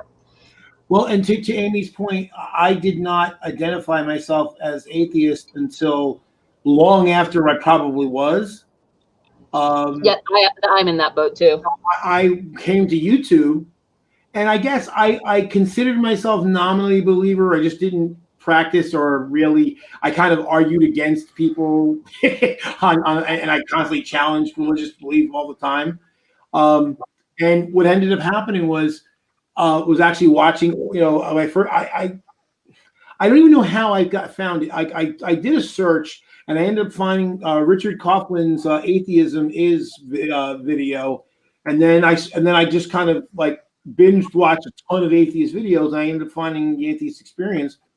And it was some of the earlier ones with Matt, when Matt was first on, and Tracy, and they would talk about stuff that was in the Bible. And of course, I grew up Roman Catholic, so we didn't read the Bible. It was read to us and interpreted for us. So you're not encouraged to read and interpret the Bible as a Catholic. And as I started, they would make claims the Bible said X, Y, and Z. I'm like, it doesn't say that. And then I go pick it up and I go, oh my God, it does. And so then it just started chipping away at the foundation of whatever was left. And then after, I was just like, no, you know what? Yeah, I can't actually say I believe this stuff, because those last little vestiges don't stack up. But to your point, though, there definitely is a certain amount of willfulness. So that's why I disagree with people who say you can't choose what you believe. I don't believe that at all. I think you can purposely insulate yourself. You can be dismissive of counter evidence. You can come up with apologetics. Think that anyone who comes up with apologetics against rational thought, against, they're choosing. They're saying, I want to believe this, and I'm going to look for ways to rebuff really good argumentation against my position. Right. They're constructing a set of defenses for a belief that they know might not actually be that secure. I'm sure, Michael could probably talk about thought stopping and, techniques that we know in therapy people use, to deal with intrusive thoughts. People in any kind of belief system are also using techniques that are very similar to that. I don't know what that term is. Can you tell me what is thought stopping? I don't know what that concept is. The concept is when you have an intrusive thought, a thought that, maybe perturbs you in some way, that you have a very conscious sort of deliberate stopping of that thought, and then you usually have a mantra or some type of thing to return to that distracts you from the thought that Does that work for people? It does, and it's actually used in healthy therapy as well as very unhealthy things. But like I say, I think Michael can talk more about that. Peter? Oh, yeah. Usually in cult studies, they call the thought that they use to terminate the thought a thought terminating cliche. And Trumpists have more than a few of them. But to go back to what I was raising my hand for, I don't want to go on a monologue because I have my own channel for that. But I wonder, we're talking about beliefs, and can you reason them as if we're arguing back and forth about whether or not creationism versus evolution or something like that. But I personally feel that a lot of this has to do with identity politics, and that regardless, and I know that people, when they hear the term identity politics, they assume, some purple-haired college kid who's a radical feminist. I mean, what I mean by identity politics is the white patriot militia LARPer people up in Oregon who are driving their pickup trucks around, who that is their identity. The country boy with the pickup truck who owns lots of guns. And I just a complete side note, my personal feeling with a lot of these high-powered weapons is that a lot of people, they're like expensive toys. And I say this as somebody who owns more guitars than my ability to play guitar justifies. Okay, but they are that, like a lot of these military style assault rifles. We can talk, whether or not people should or shouldn't have them, but they are kind of expensive toys. They go into a lifestyle aesthetic. The trucks, the guns, the all of these things. And so the politics is just more part of an identity and a lifestyle. And it's maybe we shouldn't be talking about how do we convince these people on some sort of rational level, but how do we make them realize, like, hey, you don't have to be afraid of your neighbors. You don't have to be afraid of people who are different than you or different races. Like these political things, they can be for you as well. You can be included in all of this, and you don't have to we're not coming for your pickup truck or whatever. Like you can still be a country boy, and you can still have most of this identity without and still have a different political opinion. I agree. I agree completely with that, and that's something I've talked about before. The irony, first off, of them going off that attacking so-called leftist identity politics when they're all about their identity and their image of America, their image of their ancestry. If they're from the South, that's why they fly those Confederate flags and they got those Confederate statues up. They can't accept that. Hey, maybe great grandpa was an asshole. Well, they fly those all over the North too, though. Oh, well, yeah. And I always laugh at them. I'm like, you're in New Jersey. We were on the other side. So, yeah, you at least someone from Alabama can can actually make a claim to heritage.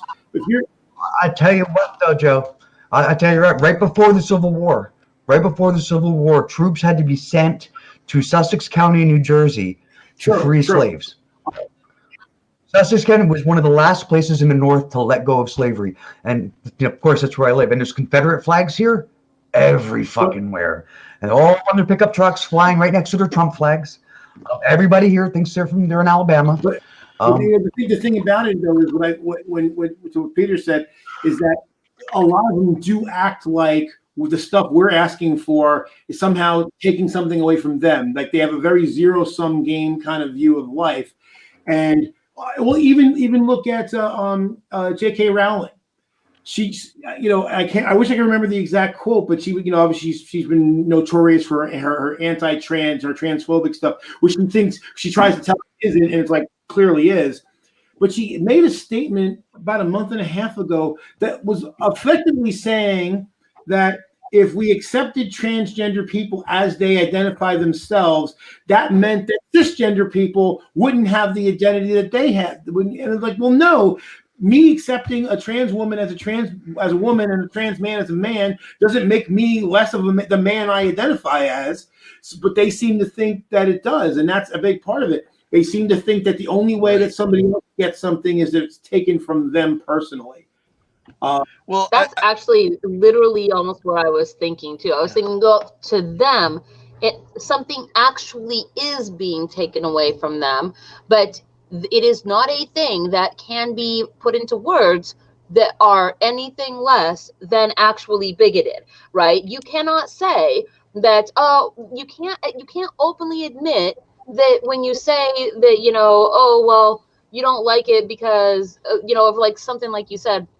Right. Well, it's taking away this right from women, or, what you're really worried about is that, oh, well, if, all of the people can go anywhere, then what that means is, like, for example, a bar. If everybody is welcome to go into the bar that you have classically gone to, and it's just you and your redneck buddies, but now this bar is going to be like, hey, we're going to fly a rainbow flag and let people know that it's okay for everybody to come here. What's being infringed on is your ability to be exclusive in that place, because now people are coming there that you don't want their company.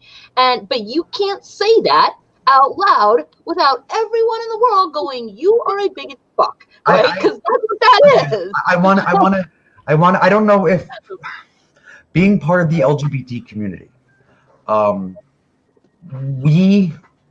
in general, I guess I'm making a generalization here, but in general, we tend to see bars, gay bars, as our space, right? It is our space where we can be us, where we don't have to pretend and we don't have to do all that. It's a bar is like a temple for the LGBT community. Those are our temples. So when you bring up the example of like a redneck bar and suddenly want to put up a pride flag and let people know that everybody, well, from my perspective, those redneck guys are right that their temple will be infringed, and I would be upset if I were them. So I'm just saying, I don't know if that's the best example. I know what you're saying, but just from an LGBT perspective, where you hang out in that kind of a social setting, like a bar like that, those places are kind of sacred. Well, yeah, but here's the thing, though. I mean, those redneck bars exist, and no one, like, no black person or brown person I know wants to go hang out in the redneck bar, and no one who's not a biker really wants, except maybe for a few posters, wants to hang out. The same reason I don't go hang out in a gay bar, all there are a bunch of super hot dudes that want nothing to do with me. No one who's not a biker wants to hang out in a biker bar, except for, like I said, maybe a few posers. That's kind of true. Bikers do that. That's for sure.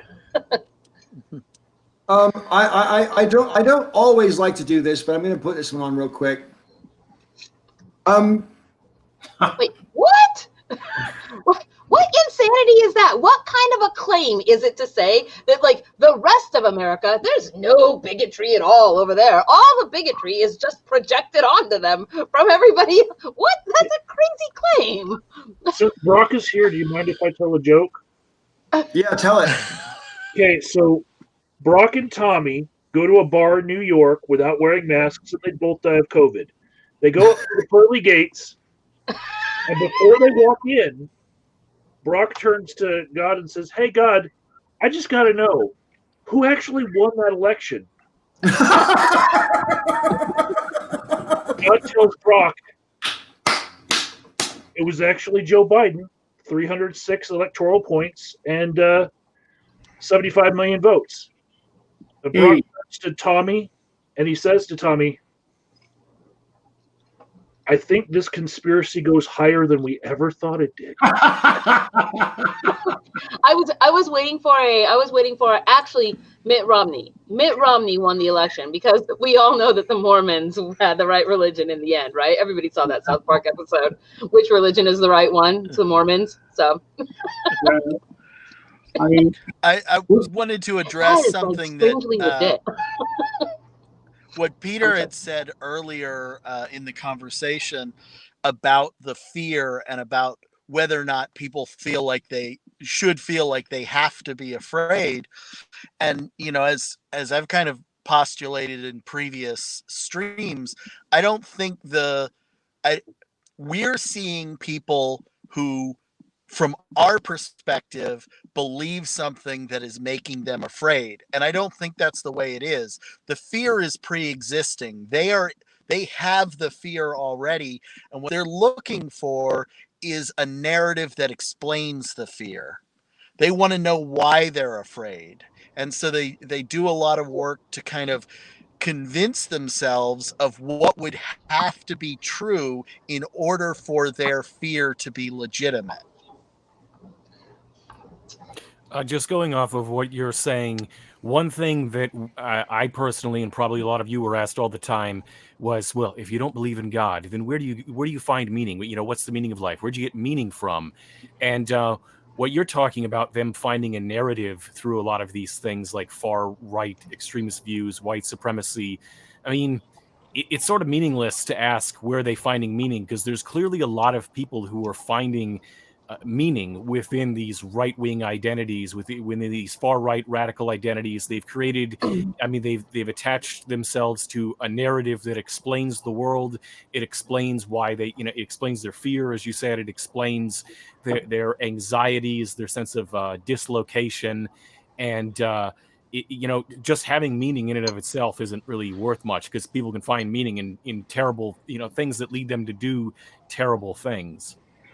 Well, in that regard, that's something I've been saying this for literally 30 years, or 20, or at least 25 anyway, and probably almost 30 at this point.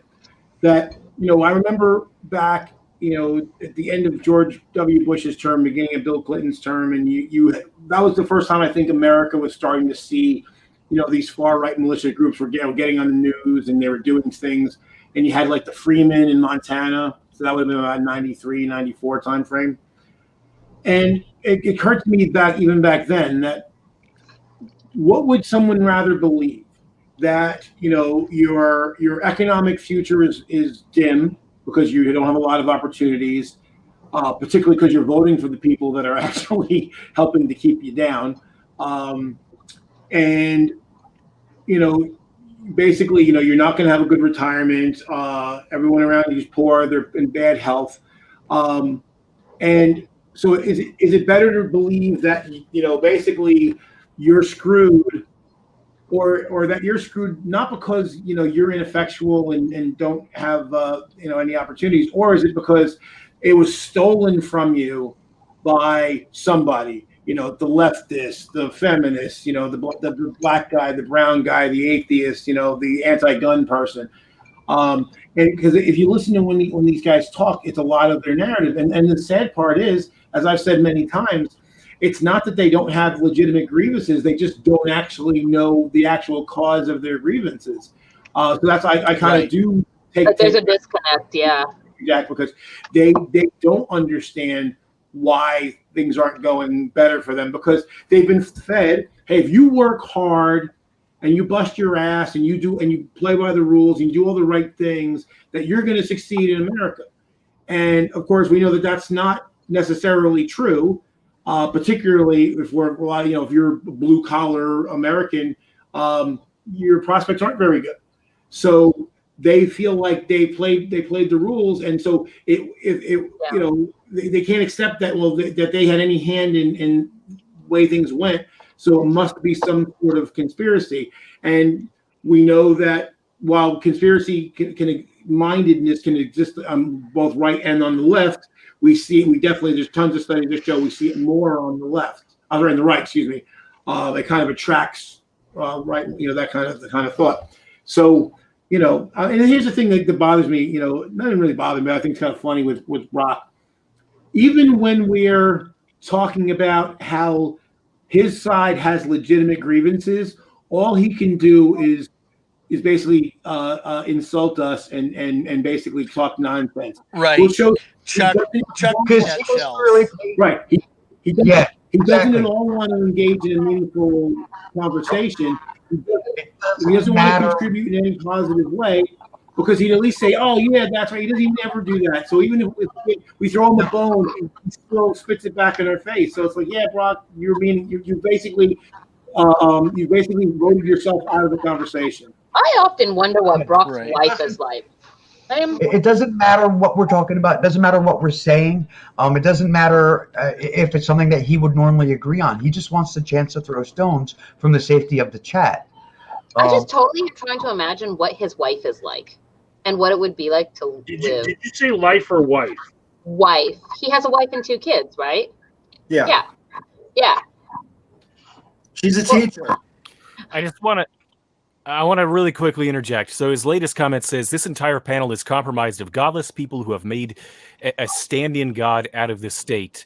I think it's funny that you don't seem to understand the actual premise of democratic government. We have not made any kind of God out of this state. We're saying that if you have a democratic government in which the people get together and decide laws and to decide how to govern society, then we can have a conversation about what functions and what roles the government should play. It's not elevating it to a god. It's entirely within the framework of, liberal, small L liberal democracy. This is just a fantasy that far right and libertarian people have, that we think of the state in these very abstract terms that we've abstracted it to a god. But if you drive to downtown Washington, D.C., it's just a bunch of office buildings with people in them, people who are doing day-to-day mundane bureaucratic jobs. Like the state is just people, Right. Like, show me empirically how godless is actually somehow worse. Show me that, right? Because that's supposed to be an insult. He's like, it's a bunch of godless people. And I'm like, thank God it's a bunch of godless people. Like, oh my God. I feel like in every single way, if you actually look at things, like take the topic of abortion. Like if you actually were concerned about human life, and then you look at the real numbers that go into things like birth control and where abortion is legal and how many people have it and how the rates go down and death rates go down and all kinds of things go down, right? But they're like, no, unborn babies that aren't even have a brain in their heads, like nothing. There's no consciousness. There's nothing. There's a little zygote, and they just can't get over it, right? Like they just no science exists right there. They're just like, a fertilized egg, and I'm like, what? That's the stupidest thing ever. I mean, sorry, I was ranting. I'm sorry. That's okay. I just want to say, Brock wasn't in the chat last week, so Brock, just since you're still here at the moment, I actually stuck up for you last week. True or false, guys? You did. And I can understand completely why Brock would be concerned about defending people who don't have brains. What I was going to say was, though, I mean, Kazum has previously mentioned, and I kind of see where he's coming from, that if you're one guy, the other panel are all completely hostile or semi-hostile or whatever, or you perceive it that way, it's a little daunting to come on the screen. So I'm not making excuses because he's done this before. This was his idea in the first place, and he's welcome to come on. I would invite him every single week. However, if Brock doesn't pay his $100, he actually is a puss. Brock, I will extend this invitation to you. If there's a time that you would prefer not to be outnumbered, and you just want to have a one-on-one with me and you on the Breakfast Club, like, pick your day, buddy. I'm here. Ooh, gauntlet's been dropped. Hell, I'd even do that. I'd go one-on-one with Brock because I don't think he has anything. I think he's an empty shell. Because first off, he is talking about, well, we're basically having the state be the solution, and while we should be rolling up our sleeves to take care for people. Do you do that at all, Brock? I mean, I don't believe you do. That's the whole thing. You say that. It's just like people say, oh, well, we don't need the state. We'll just have charity. Charity doesn't do it. And the funny thing about it, too, is as far as the state goes, the state is us.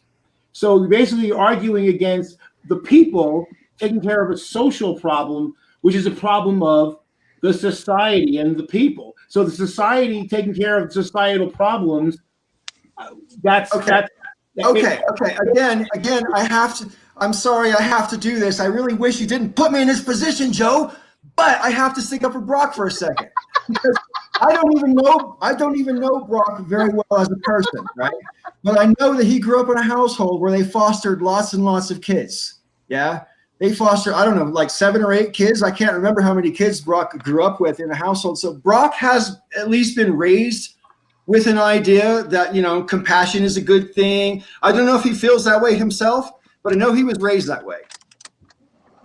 Well, I wonder if his parents raised foster children, did they accept money from the state to help with those kids, as most foster families do? Because that's exactly the sort of thing that liberals would talk about, is to say, you know what, sometimes we have to act in collective ways that aren't just a matter of individuals rolling up their sleeves. If private charity could have solved everything, it would have by now, but that's not working. And there are certain problems that have to be dealt with in a manner that is not just this everybody decides for themselves when and where to do what. You have to, in a society of over 300 million people, something like 330 million people, some problems just require being dealt with in a manner that you may call it socialism, but that happens to be the most effective way. No single people even have the ability. Some of these problems are societally large and require the machine that is society to address them. Like no group or corporation or anything could single-handedly do the thing to begin with. It's broader than that. Well, I'm going to assume that Brock's telling the truth. I'll say, okay, good on you, Brock, for doing that. I'm going to give you credit. How's that? But you're also fortunate to have that luxury, because of a lot of people who want to foster children cannot afford to do it on their own without support from the assistant, without support from the state. So if there was a foster care system where the host families received no state support, the system would by and large collapse. And then what would you do with those children? We have so many problems where it's like you can't leave things like that to individual initiative. Should you just leave them with their original families? Should you, there's no good. Should you let them, just onto the streets or something and just say, your family has these problems, but too bad? We as a society have to come together to solve certain problems like that.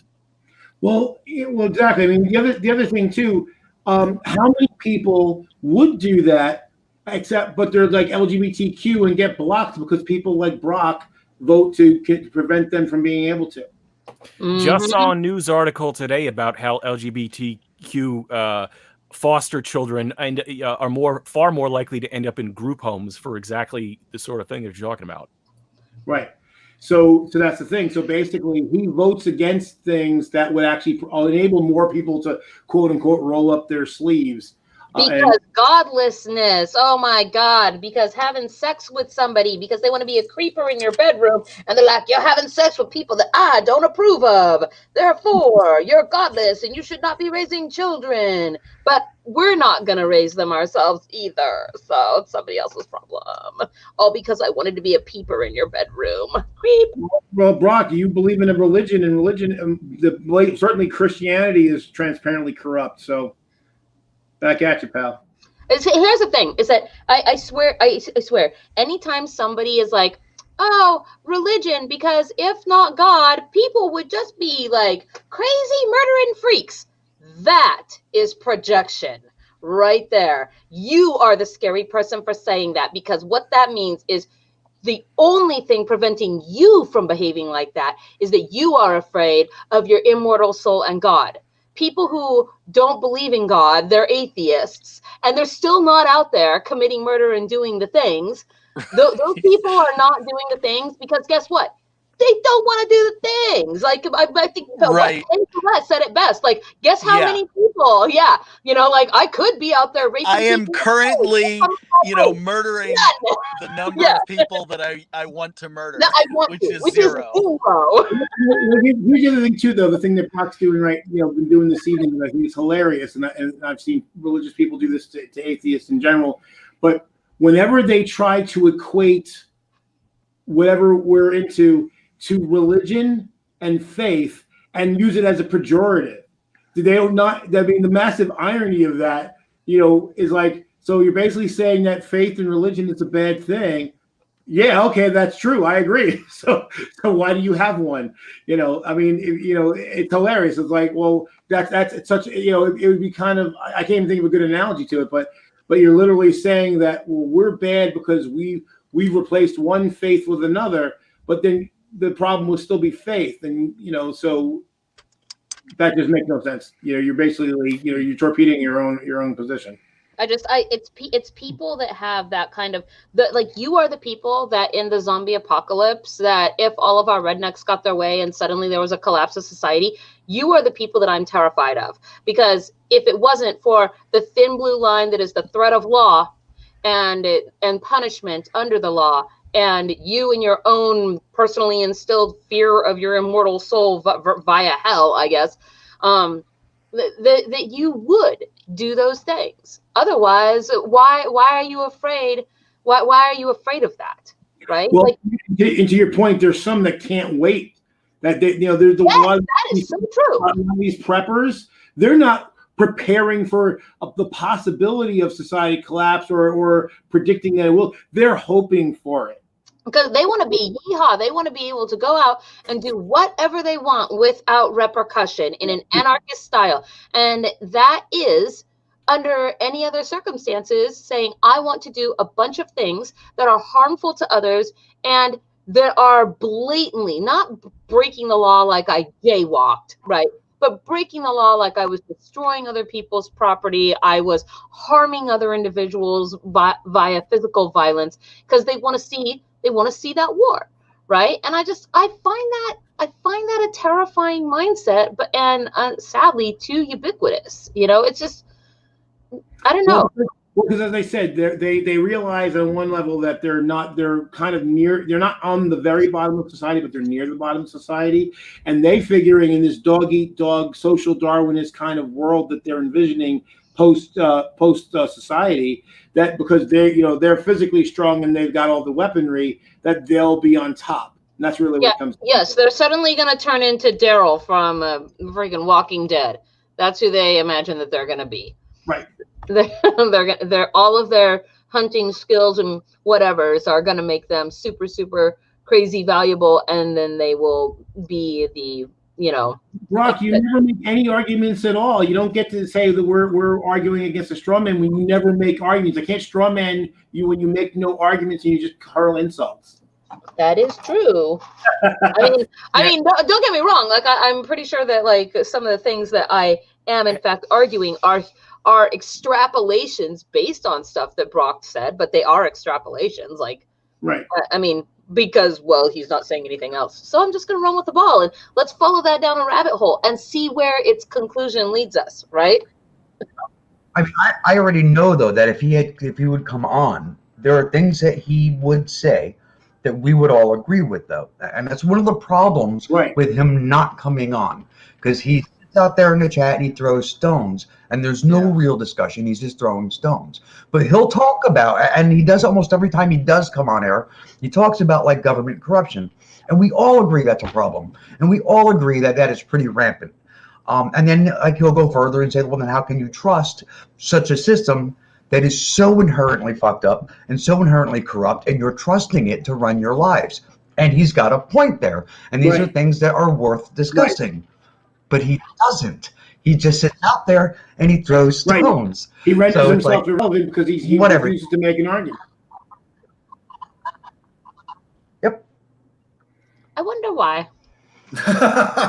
Well, I at Paul's behest, I'll avoid using the invective that I've used in the past. But you know what I've said in the past, and I stand by those words. Well, the problem is the more someone tries to articulate themselves with somebody else just responding with, you're delusional, you're a zealot, you're attacking a straw man, wrong, delusional, you worship the state, and the sort of things that we're receiving from you, Brock, it just feels like you're talking to a brick wall, essentially. I mean, it's one thing, the sorts of thing, you're a statist zealot. You don't really understand, I don't think, any of it, not my political point of view. I don't think their political point of view. You have decided what we are in your head, and you can't get past that. And there's no talking you out of it, it seems like. There's no making you realize, like, hey, wait a minute, maybe we do have a more nuanced view of government. Maybe we can, walk and chew gum at the same time and think that on one hand, corruption is a problem not only in government, but in any time humans organize into any, form any kind of organization or institution, you're going to have corruption is going to be a problem. And yet, on the other hand, when you have a society of hundreds of millions of people, you need institutions in order to manage that society and not have it be completely lawless. So you have to fight those battles. You have to strike a balance, but you don't have to worship the state as if it's some sort of god, because it's just a bunch of people.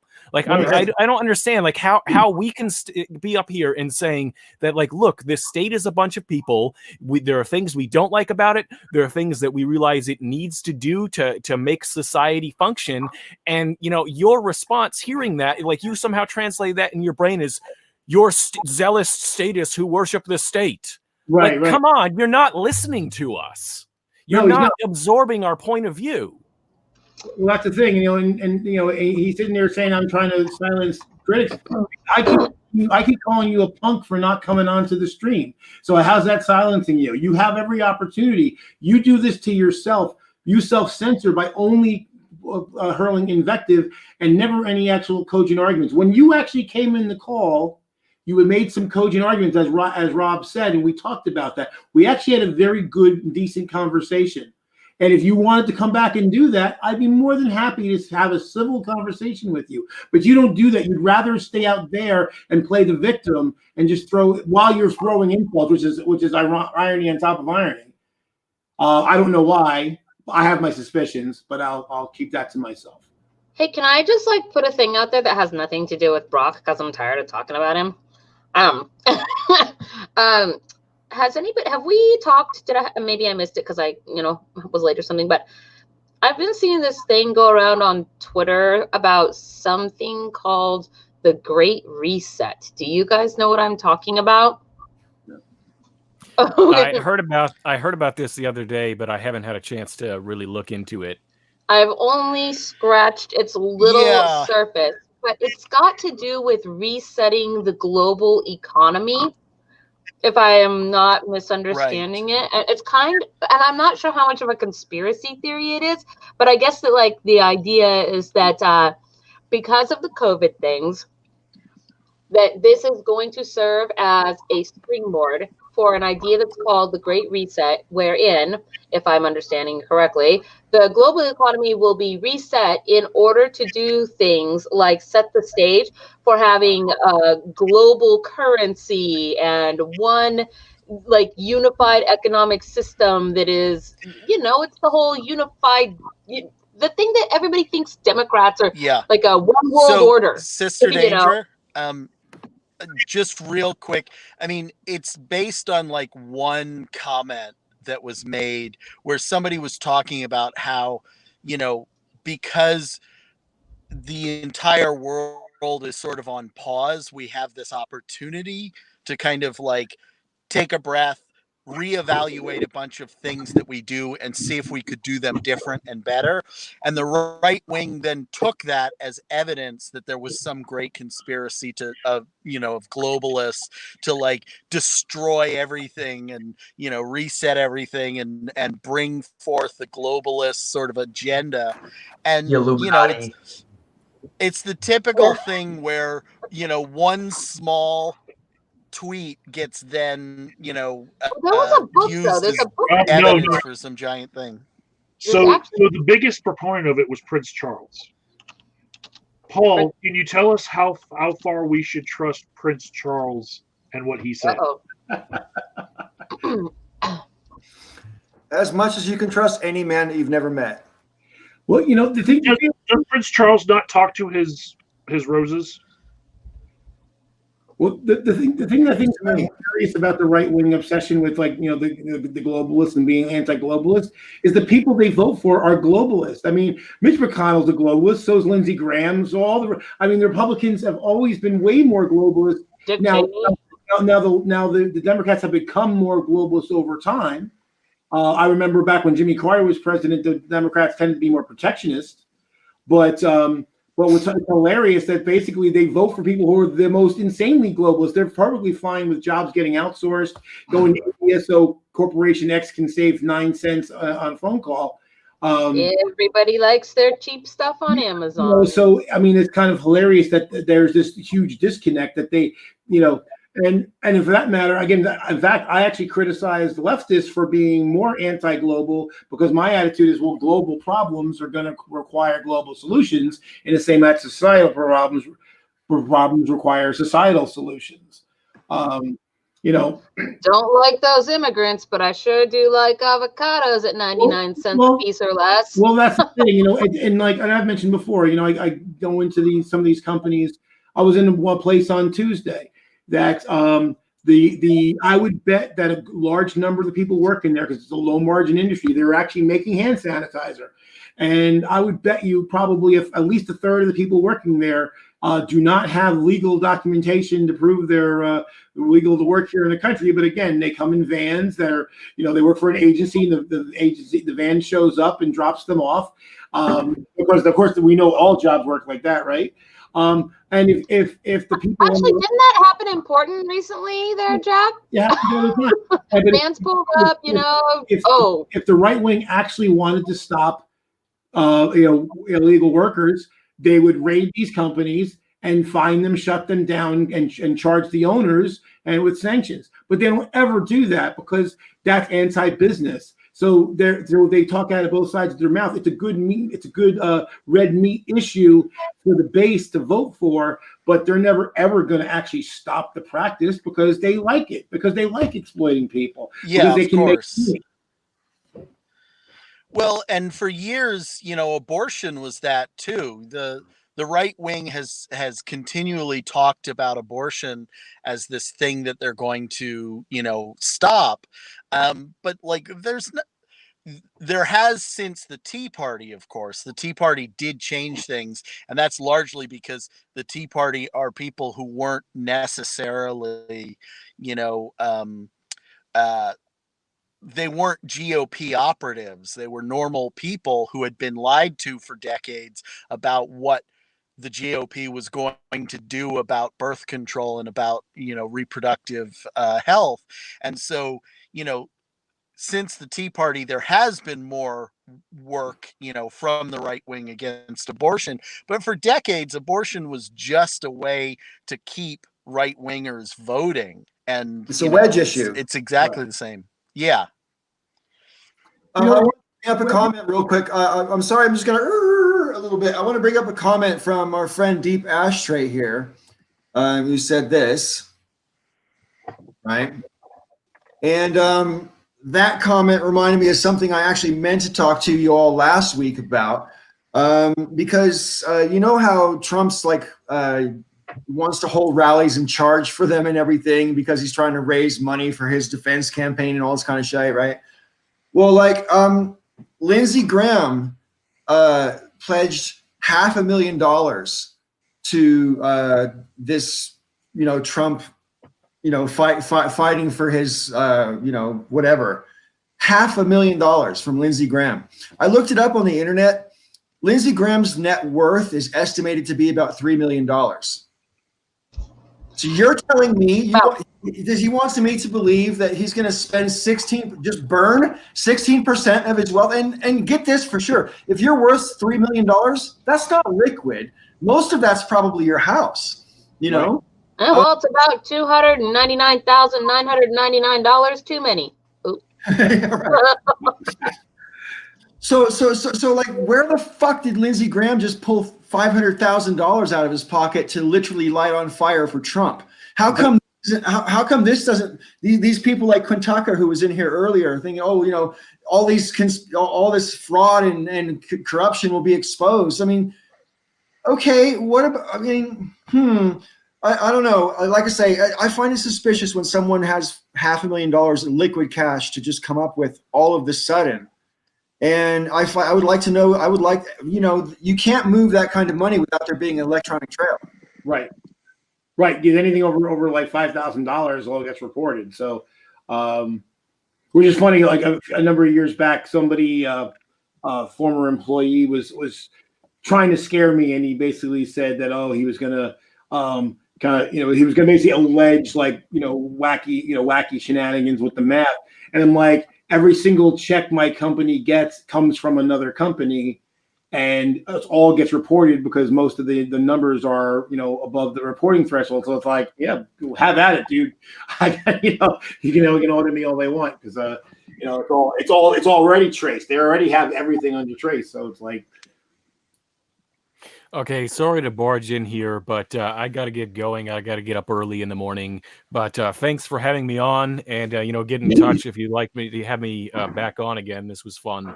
Yeah, I'll send you a weekly invite. Ignore them if you're not going to come. It's fine. You don't have to reply and say I can't make it. Just don't show up. And if you do show up, that'd be great.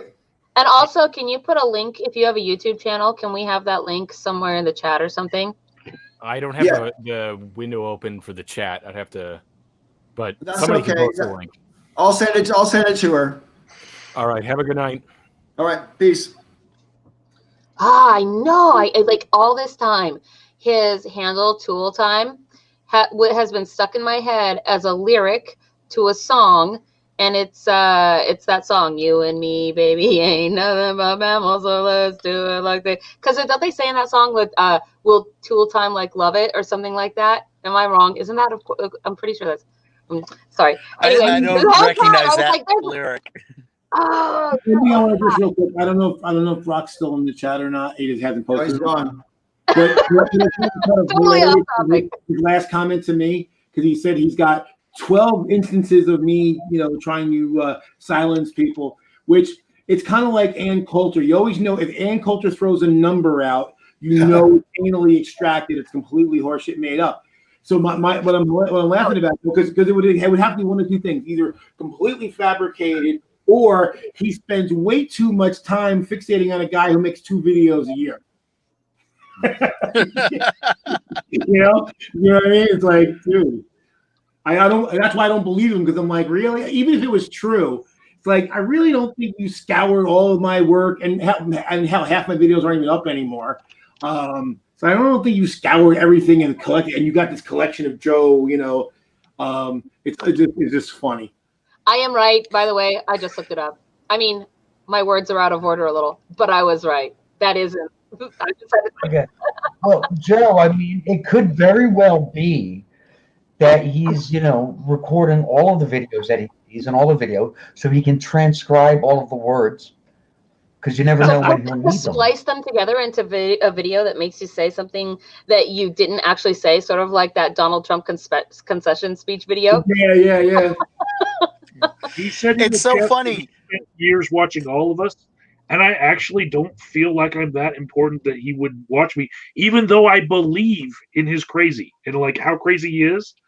I still don't believe that I'm that important. I haven't been on YouTube long enough for 10 years to have passed. Like, that's not a thing. I'm like, whatever. I'm pretty sure he's watched my videos because he and I have gone at it a couple times over the years. So. Well, and again, I mean, it's been so long since I made videos on any kind of basis. Now, look, we did have he and I did have an interaction like a million years ago, but it was really brief and it was mostly in comments. I'm kind of like, yeah, I don't really believe you, bro. You know, it was mostly here on the Breakfast Club, Joe, when you were contributing every week on the Breakfast Club. That was the only time you're really making regular videos. That's kind of a true point, though. Like, I don't have any trollish comments telling me that I'm really ugly and my mom hated me as a kid and I should just shut the fuck up. I don't have any comments like that from him, so probably he's never watched my videos. Because I'm like in my head, I'm trying to gauge. I'm like, if he did watch my videos, how much do I think he could self-restrain from just being like, comment? See, it's more likely he didn't watch the video at all, because if he did, then he might just be like, dumb girl. You know, like I said, you know, the one time that he came on when I was present, it was a decent conversation. Okay, Joe, I think it's time that we're trumping him now. We're trumping it. So let's not trump it. All right. Yeah. Anyway, right. What else was I going to talk about? Okay. Well, can we just for a minute talk about how I am a YouTube legend? Yes, as a matter of fact. So apparently I am. So, wow, that's great. You need to change your name to I am Dev Legend. Dev Legend. That's what it needs to be from now on. Or at least for a little bit. I mean, because right now pizza rolls, I guess. So now that we're not talking about Brock, we're all like this. So, who is that Tool Time guy? Who is that Tool Time guy? Way back when the atheist community was in its infancy, Tool Time was, I think he was either just coming out of or had just finished his degree in philosophy, and he was very, very keen in arguing with people like Together for Peace, who was a Christian preacher, YouTuber, and people like Gear Up and like all the old school religious loudmouths that were on YouTube. Tool Time, along with the Amazing Atheists and a few others that I'm sure you've heard of, the Amazing Atheist, right? Yes. Yeah. Yes. Okay. They were basically out at the same time, but Tool Time didn't really want to turn his channel into his cash cow. He just made videos because he liked to make videos, I think, you know? Yeah. And round about 7 or 8 years ago, he made an absolutely brilliant series of videos about Anita Sarkeesian, which I'm kidding, are absolutely worth your time. Like, you know? in a why to support her or why to not support her, or neither support nor tear down, to give an honest critique, like the good, the bad, and the ugly. It was literally I may have actually watched video making on that stuff on that person that I ever saw. And that's actually why I didn't make it, because I was going to do the same thing, and then he put his out. I'm like, well, he's already did it better than I would have done it, so fuck it. I don't need to do it now. That's the thing. I mean, he's one of the few people too that I recall from the atheist community that had their degree in philosophy that wasn't like a windbag who just spouted word salad. Right. You know, so I used to really like it. Like, wow, I got a philosophy degree, actually knows what the fuck he's talking about. This is awesome. So, do you guys see this last week? Speaking of Anita Sarkeesian, did you see her little tweet that like got under everybody's craw about boob armor? I don't want to talk about boob armor. Okay. I'll say just this, that for whatever reason, because of who she is, she gets under people's skin. There's no reason in 2020 why one comment from one person ought to produce, you know, I've seen in my feed like 30 videos responding to this one tweet, and I'm just like, yo, it's not that important. Well, that's the thing. I have no idea what you're talking They about. complain so much about her, but they make her more important than she ever would have been if they just ignored what she said. So Yeah, you don't know what we're exactly. talking about? Okay, so this last week or whatever, so I don't know, I think must have been episode 3 of season 2 of Mandalorian. I haven't actually watched episode 3 yet, but I think that's where the girl Mandalorians come into it. And the girl Mandalorians have boob armor, and Anita Sarkeesian made a comment on her Twitter saying something to the effect of, like, really, Star Wars, ?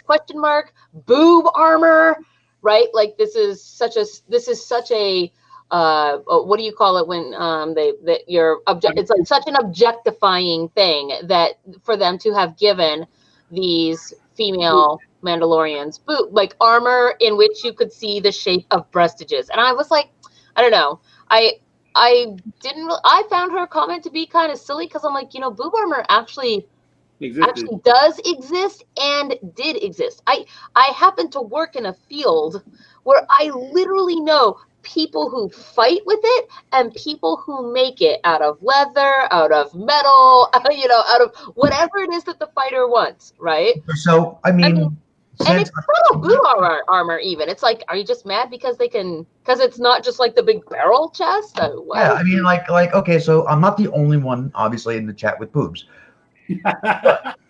I happen to know for a fact, though, if there wasn't the boob armor and it was just flat, they would squish. And if somebody hits you in them, it's not pleasant. Yeah, that would be very uncomfortable. So it makes sense that there would be. Well, especially it's clear this is a topic nobody can resist. Can actually stay away from. And also the fact that I don't know why. I'll give Sarkeesian credit. She knows how to say the thing that people just cannot resist responding to.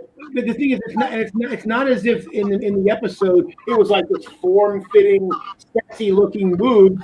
It was just kind of like a bulge.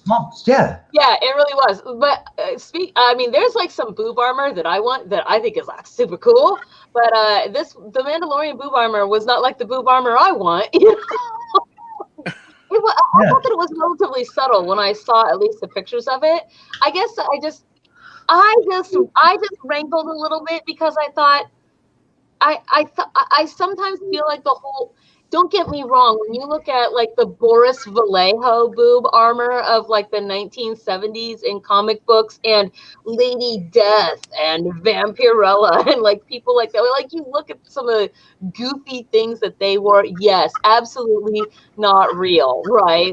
With these tiny little strings going up the whoop, or whatever. But actual fighters wore actual armor like that. That's a thing. It existed. And I sometimes feel like there got an overlap, right? Where really what the complaint is that stuff like Xena wears, probably not so much real as it is Lucy Lawless, right? What makes me think of, though, it's kind of like when I see people react to her the way they do, it makes me think of like Bill Maher. Because Bill Maher, like literally every episode, talked about how he wished people would stop paying attention to Twitter. And every fucking episode, he complains about the people on Twitter. So, like, dickhead, if you don't give a fuck about Twitter and you don't want people to give so much credence to Twitter, stop yelling about what people on Twitter do. Ignore them, and maybe they go away. Talk about TikTok. It's the new thing. You're so behind the times. Twitter was so last decade. Yeah, exactly. I mean, it's so ridiculous. And that's the thing. Like, for me, like, people talk about, someone did this on Twitter. I hate Twitter. I have a Twitter account. I almost never use it. I find Twitter kind of annoying, in the moment. And so I'm like, so people can yell right wing, left wing, SAW, whatever. I don't give a fuck, and that's how I avoid. So Twitter doesn't hurt me or help me because I don't give a fuck. And so if more people didn't give a fuck. So what I see in this situation, Twitter, I have to admit, I have succumbed. I have Twitter. When I was living in the UK, I would what do you call it? Curate my own news via my Twitter feed. And, I try to make sure that I had a balance of things and I didn't rely too much on mainstream sources and all this kind of stuff. And I found myself relatively well informed despite the fact I didn't have a television. And so that was kind of cool. Now that I'm here and I watch TV for the first time in like 9 years or whatever, and I see what the news is in America now compared to what it was when I left in the 80s, and it's a completely different animal now. Oh, yeah. You've got your presenters, they don't even, lots of them aren't even really journalists. Some of them are lawyers, some of them are are scholars in like economics or whatever. And I'm not saying that doesn't have value for commentators, but if you're a journalist, presenter, I thought once upon a time presenters were journalists. They'd been on the field. Now they have communications degrees. They had to go through the whole process of checking facts and getting multiple sources on stories and blah blah blah before you print anything and all that kind of stuff. They don't have to go through that process anymore. It's done for them now. I mean, I don't have a problem with it if they're a specialist in an area, like, okay, Dr. Sanjay Gupta or pre-jerking off on camera, Jeffrey Tubin.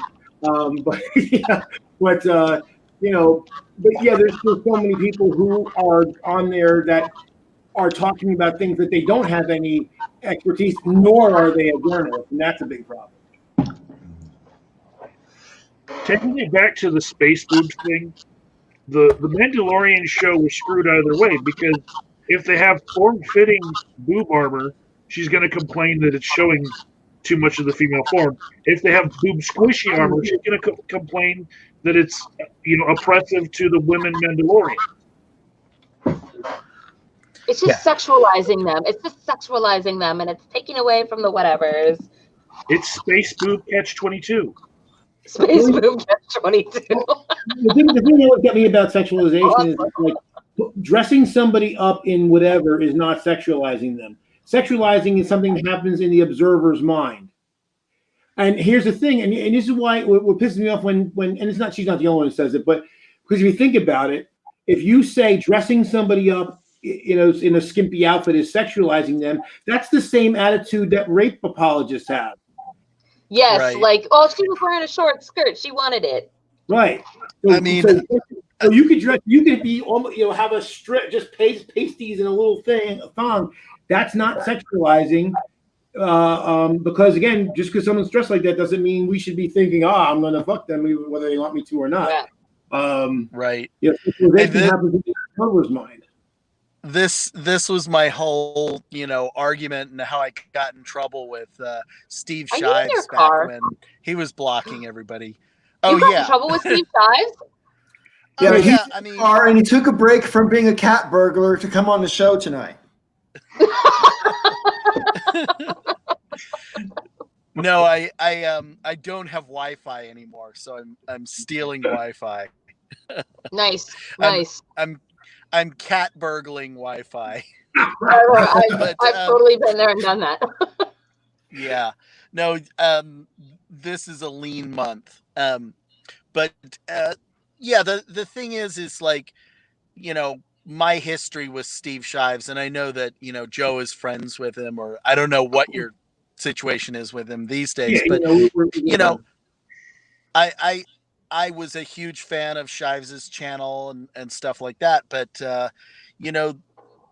I think that he tends toward that very fundamentalist idea about sexuality that, is a problem. It is like, if you're deciding that the physicality that somebody has is inherently sexualized, then you're really putting the onus on the person whose body it is to not have that body at a certain point.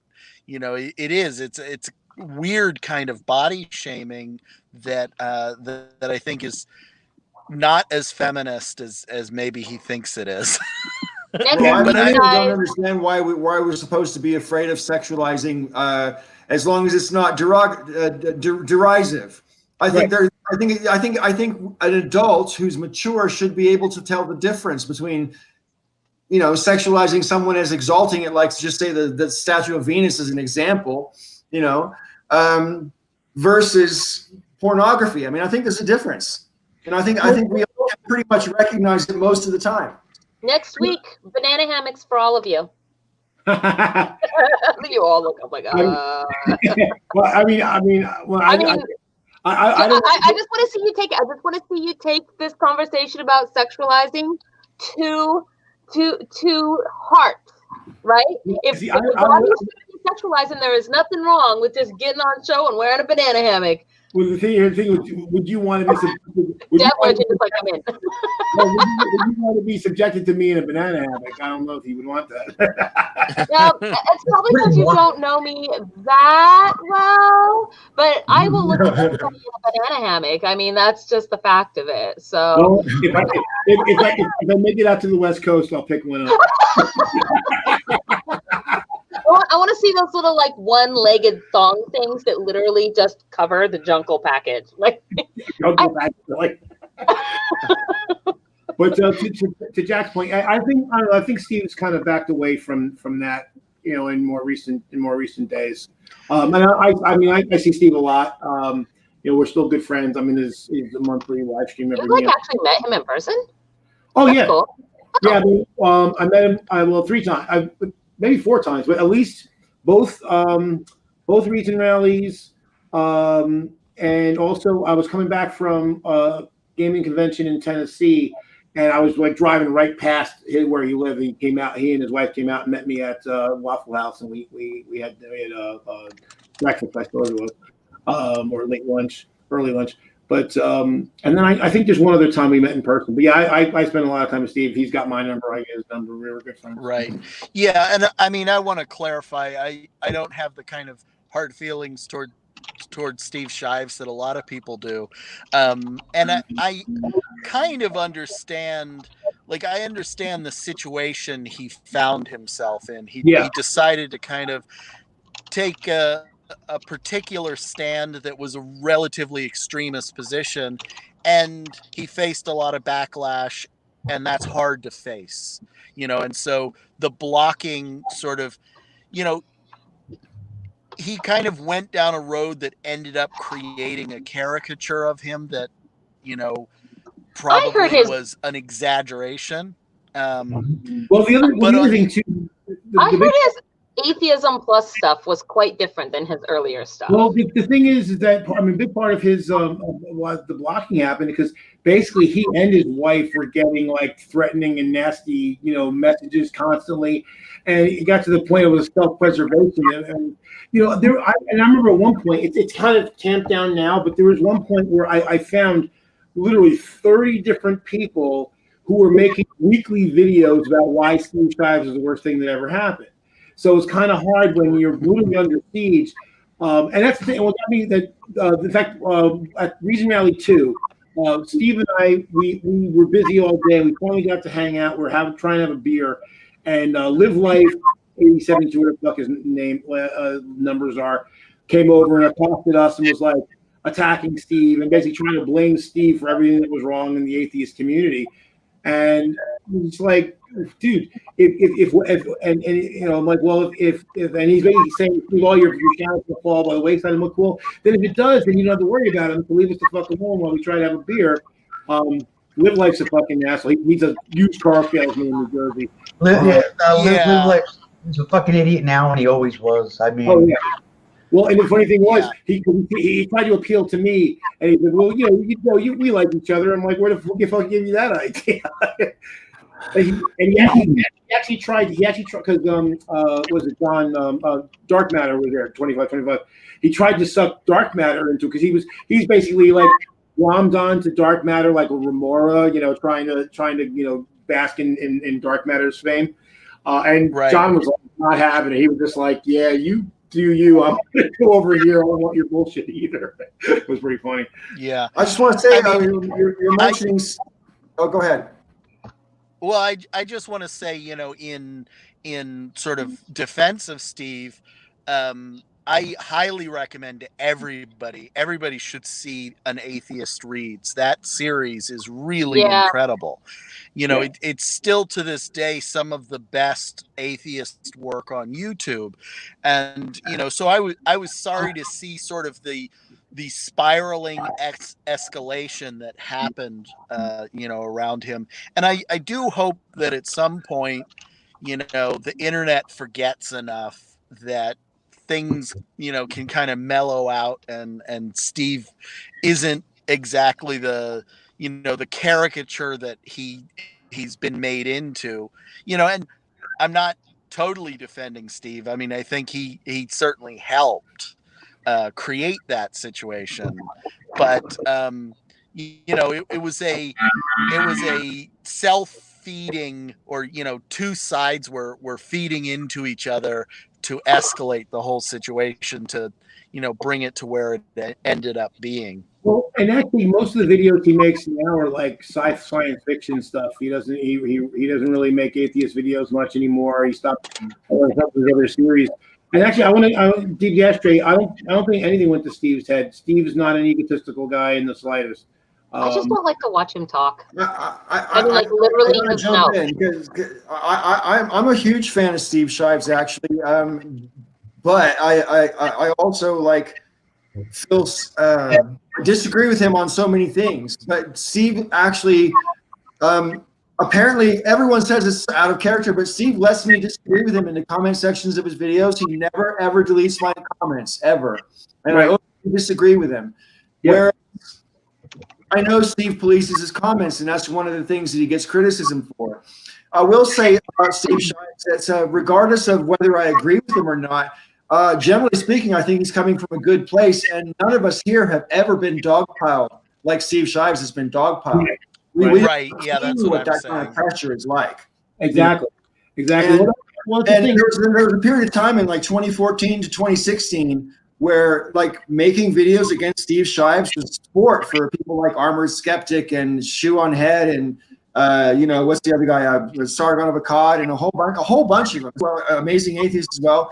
And because Steve had a policy of not doing video responses, and at the time, 6 years ago, I thought that was not very wise, that you need to fucking stand up for yourself. But now, in hindsight, I see the wisdom of it, because he saved himself so much fucking grief from just saying, no, I won't. But I also see the argument that you're not engaging and everything. But, you know, if that's not what you're here for, if you're here to present and not to debate, then present. Well, especially in his case, because I mean, you think about it, there were so many people making, you know, anti-Steve Shives videos. I mean, if he were to actually address the volume of stuff coming his way, he wouldn't get anything else done. You know, and the one thing I thought was kind of funny is maybe Amazing Atheist made this video called "The Beautiful Destruction of Steve Shives," and this was Steve had about 53,000 subscribers at the time, and so I made a video. I made a comment on my Serious Mind Facebook page.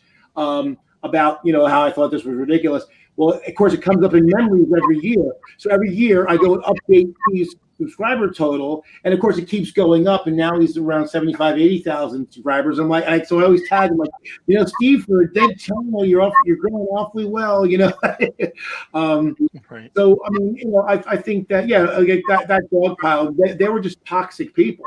And of course, what happens? You know, you can get defensive if you're being dogpiled, and that can sometimes drive you to kind of maybe go a little bit more in one direction or another. But you know, to the point about, you know, people always say, you know, people criticize and say, oh, you can't disagree. There was after the 2016 election happened, and of course we were all, at least all of us, were all upset about Trump getting elected. And Steve had shared a thing about the safety pins, about, you know, it was basically telling white people to wear safety pins to let, you know, black and brown people and LGBTQ people know that, oh, you're a safe person to go to. Personally, I found that safety pin thing insulting. Right. And I said so. Steve didn't block me. In fact, what he did was he actually hosted me on his channel, and we had like a hour and a half discussion about it. So are you talking about the Nazi pin? No. Well, to say, well, I think it ended up being co-opted by Nazis, but something else. Steve did an unboxing of his Nazi pin. It was like a pin, just like a little 1-inch pin. And he did this whole unboxing video of the pin. And that was a good example of one time where my comment was pretty acerbic, but we let it stand. I said, if you paid more than $1.50 for that, you were ripped off. Yeah. No, what happened was people were basically, it was supposed to be a sign of solidarity because, of course, the idea was that obviously black and brown people and LGBTQ people were going to be worse off than white people and white straight people under Trump, which is true. But so that it was a way to say, oh well, if you are feeling shaky, you can come to me because I'm a safe harbor. But to me, it was very kind of white saviorish, descending, and so now Steve didn't change his position, but he gave me an hour and a half to talk about why I thought that thing was not a good thing. Why? Because we have mutual respect. And I'm not trying to tear him. This is like you're not trying to tear him down. You're saying I disagree with you, Steve. He never has a problem with like respectful disagreements. It's just that when there's people who are toxic, he kicks them out. And I'm the same way. I'm Count Blackula. I just don't have time for fucking bullshit. I just don't. Well, I mean, I would say that there was certainly a period where there was scattershot blocking, and like I believe he blocked me from his channel. I used to comment on every video, and I never had any sort of disrespectful interactions with Steve. But there was a point where he was blocking everybody who disagreed with him if he didn't know that. Got to block this. Well, the thing was, he had a bot, and so what the bot was doing, it was basically if you were subscribed to or following certain Twitter channels or certain YouTube channels, he was preemptively blocking you because the idea is, okay, if you're a Sargon of a COD follower, you're probably going to be another one of the trolls. So unfortunately, there were a bunch of people. In fact, I think on Twitter, I actually got hit in that, and I sent him a Facebook message, and I was like, and he was sorry about that, and he unblocked me, and that was the end of that. Yeah. So I actually did jump on the bandwagon of hating on Steve, not for as many videos as a lot of people did, but the whole reason why I got involved was I saw one thing about Steve Shives, went and checked his Twitter, and I was blocked, and I had never seen a Steve Shives video. I had never tweeted to him at all. I was just already blocked. And it was years later that we figured out it was probably because he blocked everyone who was following the Amazing Atheist. Well, because wasn't there a tool at that time that if you blocked a person, you could then block, say, the followers also of that person. So if you blockchain. Yes, a blockchain. Thank you. I didn't know what that was called, but I thought that was because I'm pretty sure that I also was blocked from at least from his Twitter, if not also from his YouTube. You had that on. You wrote that on a coffee mug on your very first breakfast. Yeah, like I was blocked by Steve Shives, right? I had put one of those chalkboard stickers on one of my Starbucks mugs, and I wrote I was blocked by Steve Shives. Yeah, that's right. I'm trying to remember now though if it was Twitter or YouTube or both, or I don't know, but it wasn't a trending hashtag. Hashtag blocked by Steve Shives. It was. But I mean, I didn't really ever. I know that I made a few videos where I'm like, this is a dumb thing, Steve. Like, this is dumb. And Steve said a dumb thing. But I never really make. I guess I've never really made, though, hardcore, just crazy hardcore videos because I just. Well, the two best satire videos I ever saw on YouTube were both made by former members of the Breakfast Club. The number one satire, in my personal humble opinion, was by JJ Talks, where she did a parody of what's that woman called, Michael, who did the Nicole Arbor? Yeah, Nicole Arbor, Dear Fat People. And she's like, dear Nicole Aardvark or something like that. Nicole Aardvark. It's absolutely hilarious. It's a genius video, and I love it. And the other greatest satire I ever saw was by Sketchy White Dude, where he I remember him. He played Steve Shives. And my fucking God, it's so funny because it takes the piss But I don't know. It's subtle. It's subtle. That's the best way I can put it. It's pretty fucking cool. I miss those guys. Well, one thing that got me is this isn't really a Steve thing. It was his critics. Do you remember McNuts? Who? Oh yeah, McNuts. Yeah. McNuts. He was a great guy. I was friends with him for a very long time, and so, and this was right around that time when Steve had blocked a lot of people. So I shared a video that Steve did, and this was when he was doing his 5 stupid things. And it was 5 stupid things about white guys, but actually 3 of the things were actually defending white guys. And like I said, saying, hey, look, there are legitimate gripes. And just for the fact that I had shared this Steve Shives video, McNuts unfriended me and PM'd me and said that he was unfriending me because Steve blocks and unfriends people for association, by who they associate with. Oh, interesting. The irony was so fucking huge. You're right. Wait a second. So you're saying Steve is bad because he blocks people because they associate with people he doesn't like. So you're jettisoning me after. Yeah, you're going to preempt that. 6 years of friendship. Yeah. I mean, but that sounds more like God. he's making that point, though, right? I mean, that sounds more like he's. But it's still ironic, though, because again, it's deliberate irony, though. Yeah, I don't know. I mean, it didn't seem that way. He was just angry. He was just mad at me because I was friends with Steve, and I'm like, dude, you have no self-awareness. And again, Thomas and I were at the point where, like, I mean, we had, he had sent me stuff in through the mail. He lives in Canada. He'd sent me stuff through the mail. I had some stuff in through the mail. He sent me some of his music. He used to be in a band years ago. He sent me some of his music. So we were tight. And he dropped me like a fucking hot potato.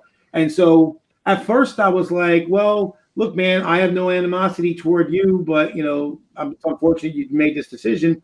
And then I thought about it for a few weeks, and then I was like, you know what, dude, go fuck yourself. If you're going to be that lacking in self-awareness that you're going to drop me, not because of anything I've said or done, but because I'm friends with a guy that you don't like, because he gets rid of people by association, then, then shove off, because I'm not going to drop Steve for you.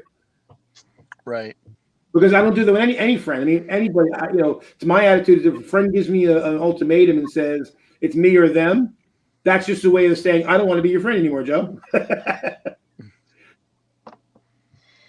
Fair enough.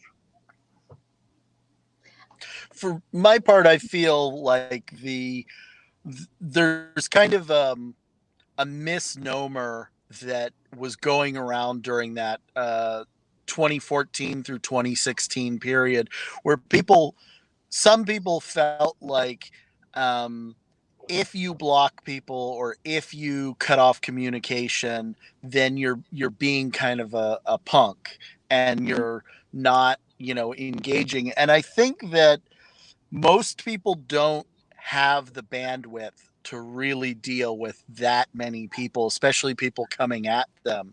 So I don't personally, I mean, I'm not a big blocker. I block every brand on Twitter, but I don't really block people very often, unless they're really obnoxious.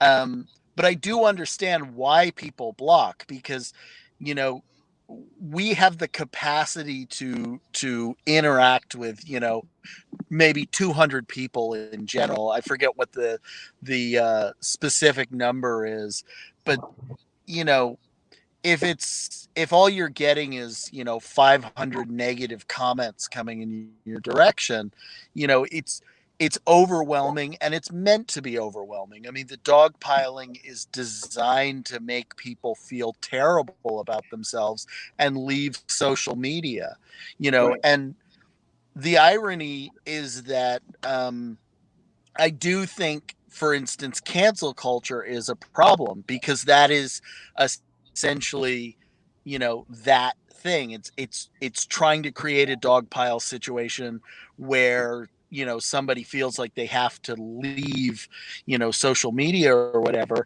So I'm on both sides of this thing. Is, I see that it's harmful for people to have to deal with that. And I think it would be wonderful if we had a way of creating a culture where we can sort of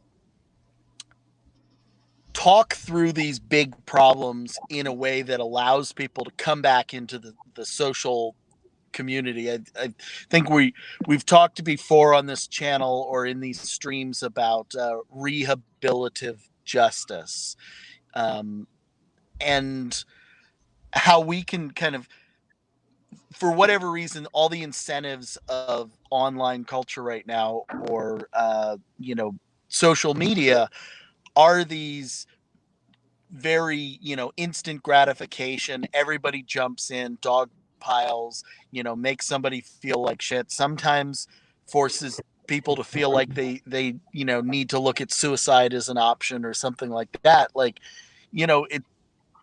it's kind of horrendous because it is treated as sport. And I think that's what happened to Shives, is he became the football in this big great game, or the goal was to get some kind of reaction out of Shives. But we also have to have the other side of this.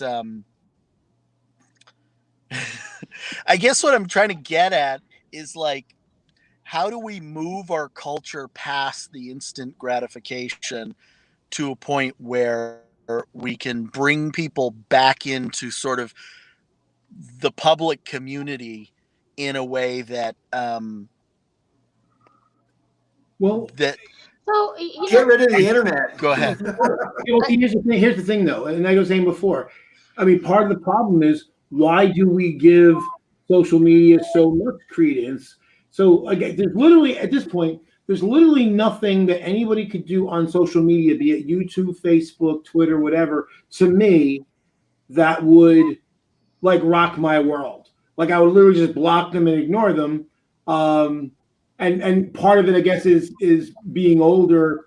Yes, they're useful tools, but they're not my world. They're not my whole world. And the problem is that if Twitter is your whole world and you get ostracized on Twitter, it's a lot more dramatic, and it's going to have a much greater impact. But you can't. I mean, I think I mentioned. Oh, you were in the stream. I actually, my Twitter got hacked like several months ago, and I got it back, and I deleted all the spam that they had posted, and then like a couple of weeks ago, out of the blue, the account got banned, suspended for the spam that had been posted and already removed. So I got it back. I wrote to them, and they didn't even send me a note saying that the ban was gone, but it's gone. But the fact that my Twitter was unavailable for a while made no matter in my life at all, and zero. And like I said, I block so many people on Facebook. I've got more people on my block list than I have on my friend list. Because again, I go to Facebook. Facebook, when I use it, it's a refuge. It's a way to be with people that I like. And they're almost all personal friends or relatives. And I'm not there for big block knockdown, drag out fights, because there's no reasonable debate on Facebook. It's just not. That's not the place you go for it. So that's the same way I am, Joe. If I have someone on my Facebook, it's because they're a friend or in my family. And so if it's someone that I know on the internet that I have on my Facebook, those are very privileged people, because I get fucking shitloads of YouTube people who try to friend me. And that's not what my Facebook is for. I'm not trying to expand my media footprint or whatever. My Facebook, I don't even read like 90% of anything other people post. I just post my own shit. It's like I leave a pie in the window for other people to smell as they walk by. That's the way I look at it. Well, think about it. You didn't add me to your Facebook until we were friends for like 2 years. Well, that's right. That's because my girlfriend was all fucking oppressive on me at the time. That's no excuse, but it's true. But if you were to map that on, if you were to kind of map this to real life a little bit, right? I think that there is a little bit of an argument to be made for that, because in real life, if say somebody, within a circle of friends where everybody's friends, if one of those people, right, it were to hurt the other one, it is common that whoever, if you feel like you're the person with the stronger bond to the one that was hurt, they're gonna expect that they'll say, this person really hurt me, and they expect you to take their side in that. Like, you're their friend, they expect you to not be like, oh well, but I'm still friends with everybody, yay, because that's Right. kind of giving a pass to this person. So when we talk about, like, I mean, to kind of bring it back full circle to what Jack was saying, is that, like, cancel culture is sort of about that. It's sort of about not giving that free pass, about saying that, you know, hey, you've done a thing and it's not an okay thing, right? Or I mean, I think right, but here's where that's wrong. But let me just say, so the sorry, I guess we, as tribal cultures, we had ways of bringing people back into the tribe when they screwed up. That's a critical part of human history, is that we had traditions for rehabilitating people who had done something that offended the tribe. Well, we no longer have those. Part of justice, like, that's justice involves the whole. Sorry, go ahead, Deb. So the internet hate machine doesn't give a shit about restorative justice or or bringing people back into the fold. It's completely divorced from that. I was on the receiving end of the internet hate machine 10 years ago. Somebody had said earlier that I'm a legend, right? And I mean, that's a funny ha ha ha ha. But in some ways, yes, I am kind of and I'm proud of this. Fuck it, I'm proud of this. I'm kind of a YouTube legend. I'm kind of like, I'm part of the old school YouTube history that is like, people will remember for years and years and years to come. And it started about 10 years, a little bit more than 10 years ago, but about 10 years ago, when I was on the receiving end of the internet hate machine. And the reason was because my relationship with Peach started. And that's all it took. And I got death threats, and went on for months.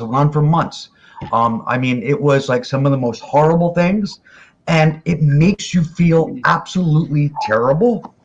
And at the time, I had invested a lot of my life into my internet persona, into my internet life. I was on YouTube daily. I made multiple videos a day. I was on every platform there was. I was there under the name DevShell. DevShell is like now a 22 years I've been using the name on that name on the internet. It's like an internet thing. And it was being attacked everywhere because I was with Peach. And I did nothing wrong. She did nothing wrong. The racism and stuff that was like poured onto her, it was completely unjustified. She did nothing. She didn't have to earn any kind of restorative justice to be welcomed back into the community. And it was just this ridiculous bullshit. And it's like Steve Shives, is dealing with that same thing, has been for a very long time for whatever reason. But yeah, the internet hate machine doesn't care. Right. It doesn't care. It's not about punishment for doing something wrong. It's about, hey, let's attack this person. Well, and think about this too, which is all about identity. So why, again, I met Rob because of what happened, because everyone was hating on him, and I was like, well, who is this guy? Let me go find out who he is, because I'm like, well, he can't be that bad. Let's see what he's all about. And it turned out he wasn't bad at all. But if you think about it, the people who attacked Rob and Peter, because they were so invested, their own personality invested into Richard and Peach and that relationship as it had existed. They have nothing to do with that. That's not their relationship. But they had made somebody else's relationship a core part of their own identity, which is unhealthy, because that other person's relationship has nothing to do with them. It's just like, and again, nothing new, but it's kind of an extension of tabloid culture. Think about how many people have for years read tabloids about which star is fucking what other star, as if any of that fucking mattered. Like, my life is not impacted any one way or another because this celebrity and that celebrity are fucking or not fucking, used to fuck or gonna fuck. None of that is relevant to me. So I've always kind of hated tabloid culture, and basically the internet has amplified tabloid culture to a ridiculous extreme. So that's why I don't believe I believe the idea of cancel culture. I don't really believe it truly exists, but if it does exist, it's certainly not new. It's just now the tool is faster and it's global and it's decentralized, because it used to be, again, you had the tabloids who kind of shaped where the hate machine would go. Now the hate machine is democratic and it's just open, and because we know, as much as people try to say that in the internet where bad ideas go to die, like, no, internet is where bad ideas go to find buddies. Yeah, to ferment and multiply like roaches. So that's the thing. So why are we so invested in other people's lives, and why have we allowed this tool to dominate our lives so much that we now have huge parts of our identity based on the approbation of others and the accomplishments and actions of other people that we don't even fucking know? Who knows? Why is reality TV a big thing? Why is Days of Our Lives still a soap opera? I mean, right. Soap operas exist for reasons I can't comprehend, so I can't help you there. You got to talk to Scott Clifton the reality about TV that. shows. The reality TV shows don't exist because people like them. That's not why they exist. They exist because you don't have to pay a writing staff. You don't have to pay an awful lot of people that it would take to make a sitcom or any kind of drama or a cop show. You can pay a bunch of barely educated idiots to do Honey Boo Boo or whatever the fuck, or I don't know if any of you guys have ever seen that show. It's a pawn shop show. It takes place in Las Vegas. Pawn Stars. Yeah. Chumley is the lowest paid person on the staff of the brothers, and then the father and the grandfather. Chumley makes $38,000 an episode. Chumley. Right. That's a lot of money. And that is cheaper than producing a real TV show. Okay? Yeah. This is why a reality TV show exists. I mean, it's so much cheaper to do fucking off-road truckers than it is to pay a staff of 12 writers to come up with a clever script every week that has some kind of social commentary and is yet funny at the same time as ironic and sad. You know what I mean? Well, look, yeah, to your point, I know a lot of people love to hate on Big Bang Theory. I love Big Bang Theory. I know a lot of people like them going to engineering school. And yeah, the top stars were making like $1 million an episode, and the second tier were making like $600,000 an episode. So yeah, so it's much easier to pay Chumley, some dipshit, or to invent the Duck Dynasty people, get some rich yuppies and make them grow beards and stick them in Swamp Yankee clothes and fool a bunch of rubes. You're making me so mad right now. I mean, and that's one of the reasons why too I stopped. It's not that I completely stopped caring about sports. I was never a huge sports person. I've always been a baseball fan. I'm not a sports fan. I'm a baseball fan. If it doesn't start with B and end in A-ball, I don't give a fuck.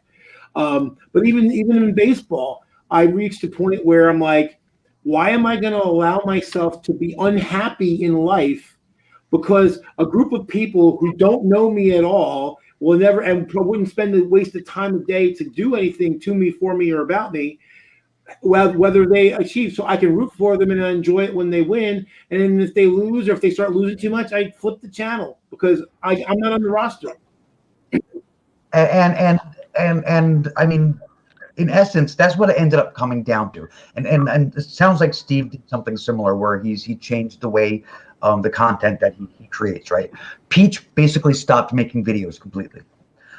Very few videos after that happened. And me, I started making content that I gave a shit about and was less involved as far as like the community and what the community was doing. So I was kind of like, fuck these people.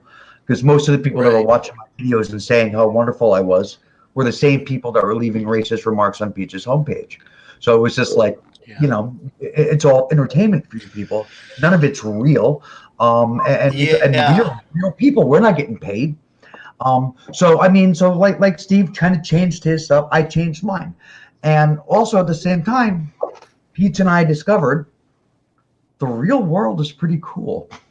So I cared a lot less. And as time went on, I cared less and less and less. Now I don't remember the last time I made a video. And I don't care. Like Deb Shell is just now a name that I use, on my email and when I come on here. But being an internet persona, being an internet entity, it's finally gone. It's kind of dumb. Yeah, I have that medal somewhere. I don't know. What? I don't know. Oh, I was just gonna say it's interesting. I kind of agree with that. The last couple weeks here or so. So I have a buddy who just started a YouTube channel. He doesn't even have 100 subscribers yet, but he's super awesome, and I have been watching his videos, and it's just like I'm watching them, and I was just thinking, I kind of miss doing, the Sister Danger social commentary. I haven't done anything on that, for a couple of years or whatever. I miss it, but I wonder, like now that it's been some time, maybe like what you did, how you were saying, you sort of just changed what you were doing on your channel or whatever. Maybe I should do that. Maybe I should take a page out of your book there and just like do a video on. I don't know what I'd do a video on though. I don't know. How did you change your channel out of curiosity? I don't know. I feel like it's far enough away from what I used to do that I could. I started doing really weird creative things, actually. I did some really weird videos. I mean, I did this one video called Random Britney. I don't know, do you guys remember Random? It was weird. It was like this real kind of artistic-y kind of, Joe was laughing. Do you remember Random Britney? It was great, and it was awful. Do you remember when I used to do Jody Wiener? Mm-hmm. Oh, yeah. I remember Jody Wiener. I don't know who that is. Yeah. Let me ask people in the chat. Hey, in the chat, any of you guys remember Random Britney? Just out of curiosity, see if anybody actually remembers this video. Michael, remember Random Britney? No. No? Oh my God. I don't think I've ever seen your channel at all. So I don't think I have it anymore either. I think it's just gone completely, which is probably a good thing. It was so art house. It was very much like this is the time when Rockets when we dance. Is it Brittany Barnett? No. Britney Spears. Oh, that Brittany. Yeah. I found Brittany's random photography. Nope. I'm over here like Googling it, seeing what Google will turn up, which is always a dangerous thing. What I did was I found some audio of Britney Spears singing. Oh my God, I don't remember the song though. One of her songs, and it was just the vocals. And I used that, and I put it over like different kinds of music, and there was different kinds of video clips and really crazy kind of editing and stuff. And there's footage of me acting like I was gangster, like I was like selling drugs or something through somebody's car window, and I didn't have my shirt on, so I was all. That makes me think of that Natalie Portman on I think it was SNL, when she was did all the rap, like when I was at Harvard, I smoked weed every day. I cheated on my test and snorted all the yay, like she went all gangster or whatever, and she was flipping tables. I got a feeling that some of my the regular subscribers, some of the regular followers just kind of watched it and said, okay. Not sure what to make of that. You're like, ha! I decided I was going to change my content without warning everybody on my channel. Bam! And you clicked it. It's like you rickrolled everybody. Yeah. I mean, the funny thing is that for all the times, because I know there were a lot of, I was one of them. The idea like, well, if I change my content, what do I do if my hat will do? I think I was worried about if I change part of my content, so I keep doing the atheist videos, but then if I do other stuff, and then will I lose some of the audience for the other stuff because they don't want to hear about the atheism, and I'll use some of the atheism audience because they want to hear the other stuff. And I found that generally that doesn't really happen for the people who did it, just decide to make a bunch of stuff. Just didn't happen. And one of the things, and this is one thing I actually learned from watching Steve, by having consistent days for certain types of videos. Mm-hmm. So then the people that wanted to see certain type of content and not the other, they would know, oh, well, it's Monday, it's going to be this video, and Thursday is going to be that. And that was a way to manage different, just a disparate, kind of diverse audience because it was a consistent. And the hard part of those, then you have to fucking, make those videos. You got to, churn this stuff out. And that's hard. I mean, unless it's your full-time job or unless if you're working from home or something like that, it's kind of hard to maintain that schedule. Yeah. Hell, man, back when I had my shop and I used to have my laptop at the shop and I would make videos, about half my videos back in the day were at my shop. Just maintaining, because I was pretty active with my commenters on my videos as well, and literally just making one video a day and interacting with all your commenters is almost a full-time job. Yes, it is. At work, but I didn't have very many customers, so it was easier.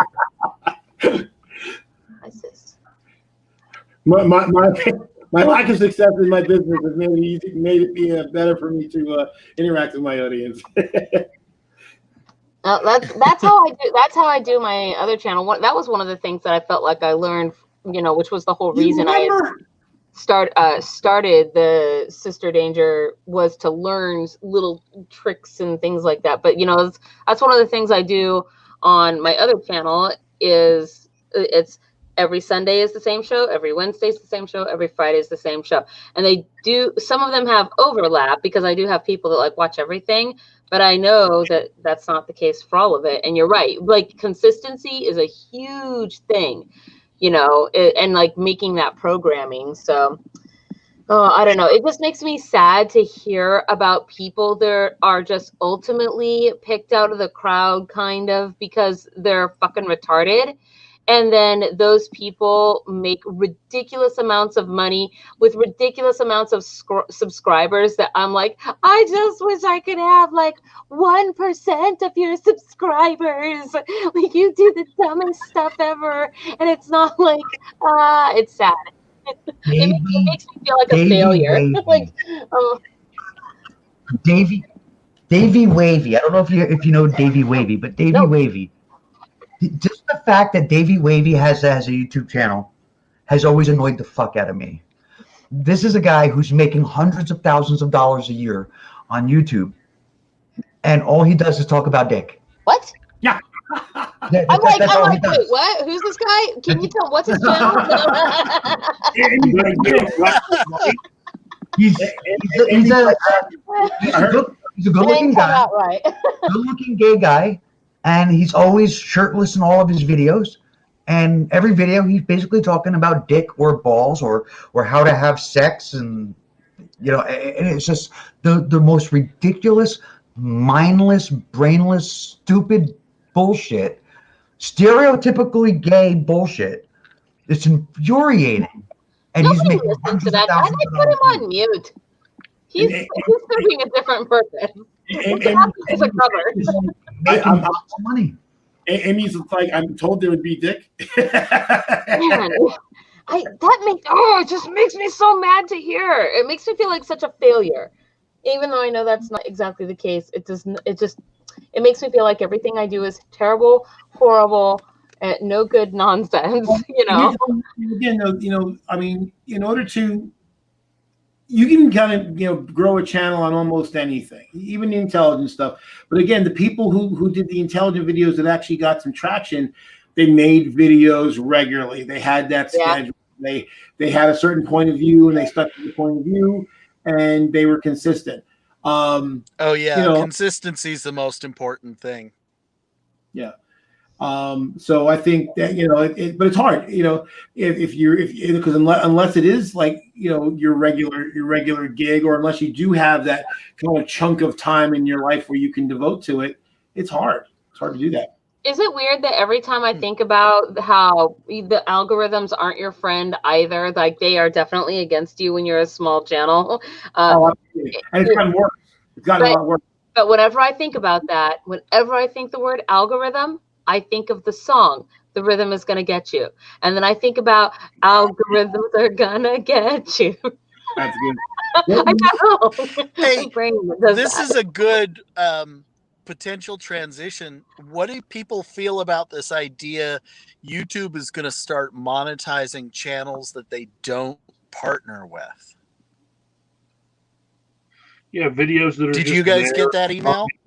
Yeah, maybe. I got that email.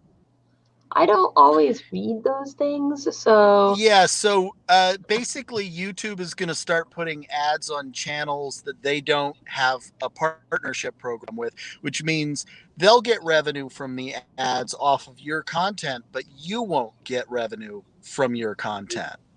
They've already doing that, though. I thought they already did that. Well, now they're just saying. Yeah, this is I guess a little bit more codified approach to that. Mm-hmm. But essentially this is going to particularly affect small channels. And my channel's a pretty small channel and I put a lot of work into my content.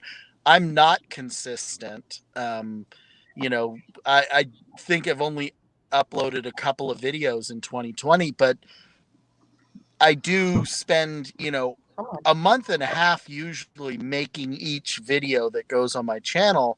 And, I'm hundreds of hours away from YouTube giving me partnership, in terms of the view hours that you need. I think you need 10,000 total hours or something like that before YouTube will give you partnership, which means, my viewers are going to start seeing ads on my channel. I don't know if that affects me in terms of like whether people are turned off by having ads, but I am noticing that YouTube in general, the number of ads has gone up. We're generally getting 2 ads at the beginning of videos now. We're getting a lot more unskippable ads, and I find it changes my watch habits. If one unskippable ad plays and then a second ad comes along, I may switch over to something else. I've kind of lost the thread of what I even clicked on by the time 15 seconds has gone by, and I may not intentionally, not in a way to no shade cast on the person who made the video I'm about to watch, but I'll forget that that's who I clicked on, and I'll go somewhere else. I'll check social media. I mean, it's definitely a problem. And one thing I noticed when the adpocalypse first happened, when they started, 1, they dropped the rates, and 2, they started doing this thing of, this particular video content's not suitable for advertisers. I've seen videos that got demonetized as not suitable for advertisers who had fucking ads on them. Mm-hmm.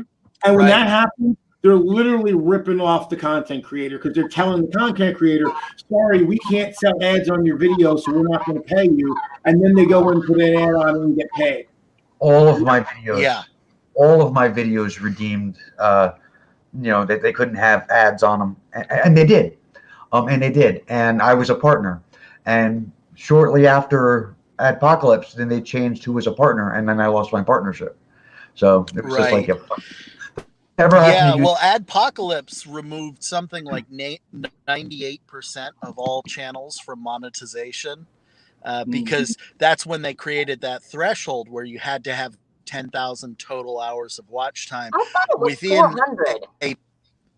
No, it was 10,000. 400 is the number of, I believe 400 years it's 400 hours of video is uploaded every second to YouTube. That's the number I think you're thinking. No. I mean, when I went to get my channel, Faye Productions, monetized, I had to have over 1,000 subscribers and 400 plus hours of watch time within the last calendar year. And so Right.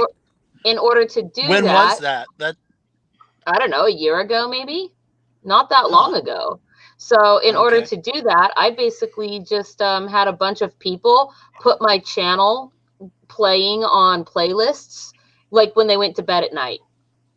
Like they would just turn the volume down, put a playlist on, go to sleep at night. And if you have 10 people do that times, your 8 hours sleep, and within like 2 weeks I had my hours, and boom, my channel was monetized. That's a good point, because most playlists will, if you have autoplay on, will just keep continue cycling over and over and over and over again.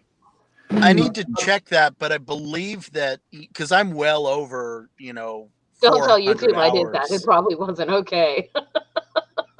Yeah, I think I'm at something like. I think it also has to be 1700. original view. Well, that should. Sorry, go ahead. Because there was way back in the day. I don't remember their name, but it was these girls. This YouTube channel. These girls that did a lot of singing and stuff. They put their channel on the opening page of like their Facebook or something. So every time somebody goes to their Facebook, their video would automatically play, and their YouTube was end up racking up all these views. And YouTube eventually caught on. They're like, yeah, no. It's got to be original clicks, original views.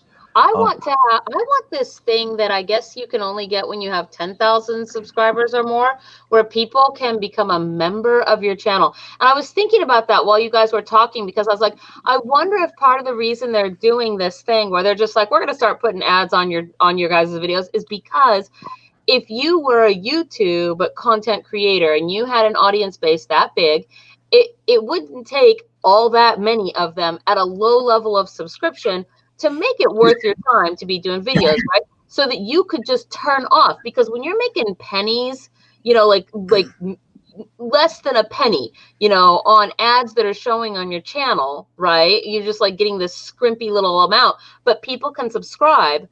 Why not just turn your ads off in exchange for people subscribing, where you get your cut of money and the customer gets to go ad free, right? And so if channels are doing that, but I think you have to have a minimum of 10,000 subscribers to do that, and that's not me, but I really wish it was, because if people will be on my Patreon, that means they will probably also be on my YouTube channel, so I'd like to have that little revenue stream. One thing just wait for ages, Joe. Let me have a go. I personally don't begrudge anybody for putting ads on their channel or whatever. I think if you wanted to use YouTube to make money, by all means, go for it. And I know that 8 or 9 years ago, it was a lot easier to make money than it was since the adpocalypse and in adpocalypse too. But like 10 years ago, I promised my subscribers that I would never put ads on my videos.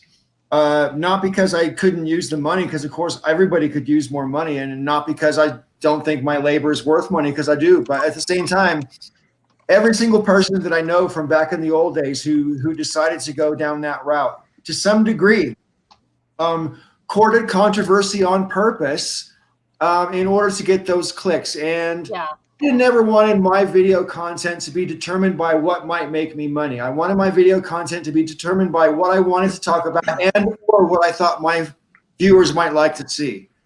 And I want to make sure that that's where I'm coming from with my videos, and if I know what I'm like, I know who I am. And if I was making money, I would try to craft my videos in a certain way to maximize that potential. And that would change the nature of my channel. And I don't want that. So if I was ever going to make money on a YouTube channel, I would create a new YouTube channel and try and do that. And as a matter of fact, I'm thinking about creating a YouTube channel just for rock stacking, but that's the story. I am like super impressed by your rock stacking. What's this? The YouTube? Sorry, somebody said in the comments, isn't that why the YouTube shooter shot up YouTube? What's the YouTube shooter? So that was a couple years ago, a woman who felt like her channel was being throttled went, and fortunately nobody died. I believe there were a couple of injuries, but I think she actually did shoot 3 people, but nothing too terribly serious. Just goes to show or you at least, guys, you know, women can't hit a target. Here's an analogy. It just hit me about the way YouTube has gone, and where the only way you can really make money is Patreon. It's kind of analogous to 2 different things in American culture. One is the ridiculous way that we pay, or rather don't pay, servers, wait staff, and also the way that big business gets away paying their workers so shittily. So what ends up happening is, of course, people who work at Walmart, the pay, I mean, it might be changing now, but for a long time, the pay was so bad that a lot of people working there qualified for benefits, qualified for government benefits. Right, food stamps. Right. So it's kind of the same, and same thing. So if you're a waiter or waitress or a server or whatever you want to call it, most places the minimum wage for wait staff is far lower than the standard minimum wage, because the idea is, well, they're working for tips, so you're dependent on those tips whether you get them or not. So it's kind of, again, analogous. So Patreon is kind of it's the tipping system for YouTube. So YouTube had to stop paying you a commensurate amount for the value of your content, but they can basically pay you pennies now. And now you have to make it up in tips. Building on that, YouTube membership you can get after you get 10,000 subscribers, which I have available to me. That's YouTube's way of trying to take your Patreon money. They want you to have memberships rather than patrons. And they're going to take 40% of the cut rather than Patreon, who takes 10. Right. Yeah. Wait, well, Patreon doesn't it also take needs to be 10% of your money. What? Yes, they do. Not that. It isn't that much. What are you talking about? Am I? It's about YouTube memberships is they take 40%. I mean, they take 30% out of any of your super chats anyway.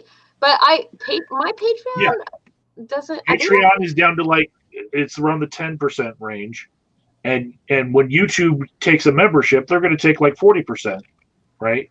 Leave you with 60.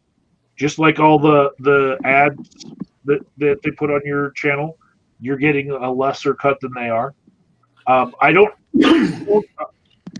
feel bad that YouTube is trying to put out more ads and trying to monetize videos that don't have any partnership on them whatsoever.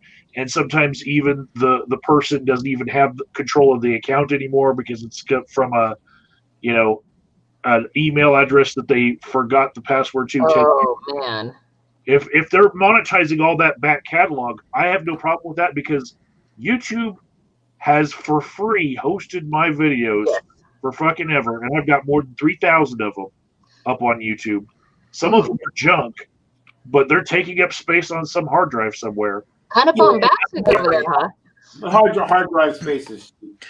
Yeah, it is true that YouTube did not become profitable until 2 years ago. So for 12 years of YouTube's history, they were not turning a profit. And that's only because the immense volume of content that comes onto YouTube, though. It's hard to get a profit when you're processing that much and supporting that much. Right. There is an issue, though, that ever since the pandemic, YouTube watch time has, skyrocketed.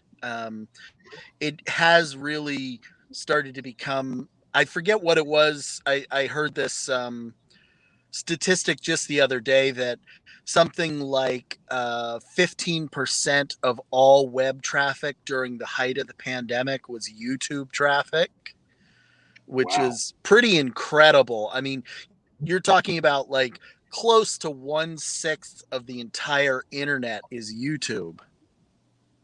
That's a lot. Well, yeah. At the same time, what businesses have the money to advertise right now? I mean, we're in a global pandemic and what's going to be a global turn down of the economy. What businesses are wanting to buy ads right now? Is that a rhetorical question, or do you? I want to hear your answer, Amy. Specifically my answer? Because my answer is I don't actually know. I could only guess. Well, it's Probably certainly a lot of people are. Amazon. I mean, I'm guessing that all of the people that can do anything over the internet, can you order your drugs over the internet? Pharmaceuticals want to advertise to your face, you know, like Amazon's a good one. Like things like that, because anybody that's a small business is probably suffering right now, and while they'd like to advertise, cannot afford it. Because in good times, they usually can't afford it. And I guess I want to rephrase that just to say micro businesses as opposed to small. Because I guess maybe a small business I would think of actually is big enough to have employees. And a micro business is usually like a sole prop. Yeah, I just want to know how Dr. Squatch has enough money to keep throwing ads at me about my balls. Oh God, I hate those commercials. I fucking hate that guy. And I know he's just a presenter, just an actor. I still want to punch him in the fucking face. Amy, do you get Dr. Squatch videos? Do I what? Do you get Dr. Squatch ads? It's for soap. For soap. It's for like a stupid soap company with I'm making the point. ads. You've seen those ads like 100 times, but Google targets people with demographics specifically so that women don't get the Dr. Squatch soap ads because it's for men. Right. I don't think so. I feel like it's not unfamiliar. That name is not unfamiliar, but it certainly isn't an ad that's frequently in my feed. I get a bunch of crap about t-shirts and Zulily and whatever and stuff that like I'm just like Zulily. It's a women's clothing website, which I just wish that they would send me like Etsy ads. Please send me Etsy ads on Facebook. I like targeted advertising, but show me some shit that I want, right? I don't want to. If you were getting the Dr. Squatch ads, there would be no confusion about whether or not you were getting them, because they talk about whether or not. We'll talk about whether or not your balls stick. And the funny thing is I would like to see those because I've got dudes here and they all suffer from that. I know that because we live in close proximity to one another. Have you seen that episode of Letterkenny where the two hockey players get the underwear that has the little pouch on the inside? So your balls go in the pouch, but your junk goes outside of it. And it's a whole thing throughout the episode. Like they're jogging because they have like sports versions of them and they're working out in them because they're hockey players. So they're like, you know, pumping legs, boys, pumping arms, boys. Yeah. And then you just drop them in. Like they make that noise every time. Hilarious. That kind of commercial. I mean, but if I have to hear that motherfucker talk one more time about my man meat, I'm going to fucking have a conniption. Your man meat. Somebody send me a link to this because it actually sounds hilarious. Marinating my man meat. Well,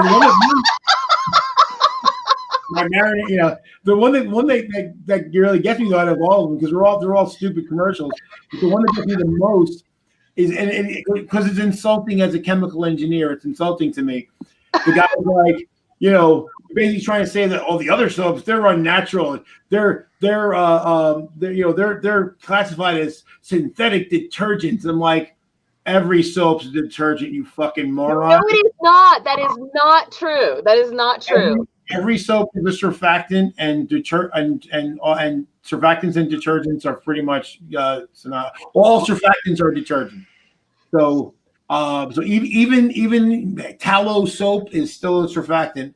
Well, I just want to say, if you guys want to buy something for your balls, I literally had a vendor on my show on Sunday this last week who makes a handmade powder that is there to what does she call it? One is for freshen up the back alley. That's its name, its product name. She had these super cute names with like kind of the slightly risque 1920s labeling, you know, with the girls doing. But one was freshen up the back alley, and the other one was basically for swampy balls. So I'm like, I actually ordered one because I was like, haha, I will try this out on the dudes at home, and we'll see how it works. Friends, I look at the clock and I see that I've gone over my scheduled expectation for the show. Again. Now that we're talking about scrubbing our balls with soap, I think it's a good place to end the show. Yeah. You know? Unless something more appropriate comes to mind. I mean, you know, I think we've reached the end of the road. Before we leave, I did want to say, Joe, I didn't appreciate it when you invalidated my lived experience as a fat person earlier by saying that you were the only fat person here. Oh man, you guys can only see me from the neck up, man. I never said I was the only fat person. I said I'm the fattest person. It's like it's okay from here, but from neck down, it's like COVID body, right? I'm over 500, so I'm pretty sure I'm the portliest here. Okay. Wow. I don't know what to add to that. so thanks everybody, and thanks everybody in the chat as well for popping along. And I hope to see you all again next week. Maybe we'll be lucky enough to have Peter in as well, and hopefully Kate will show up and a few others as well. And we can have a proper jamboree. Meanwhile, all right. and may all your ups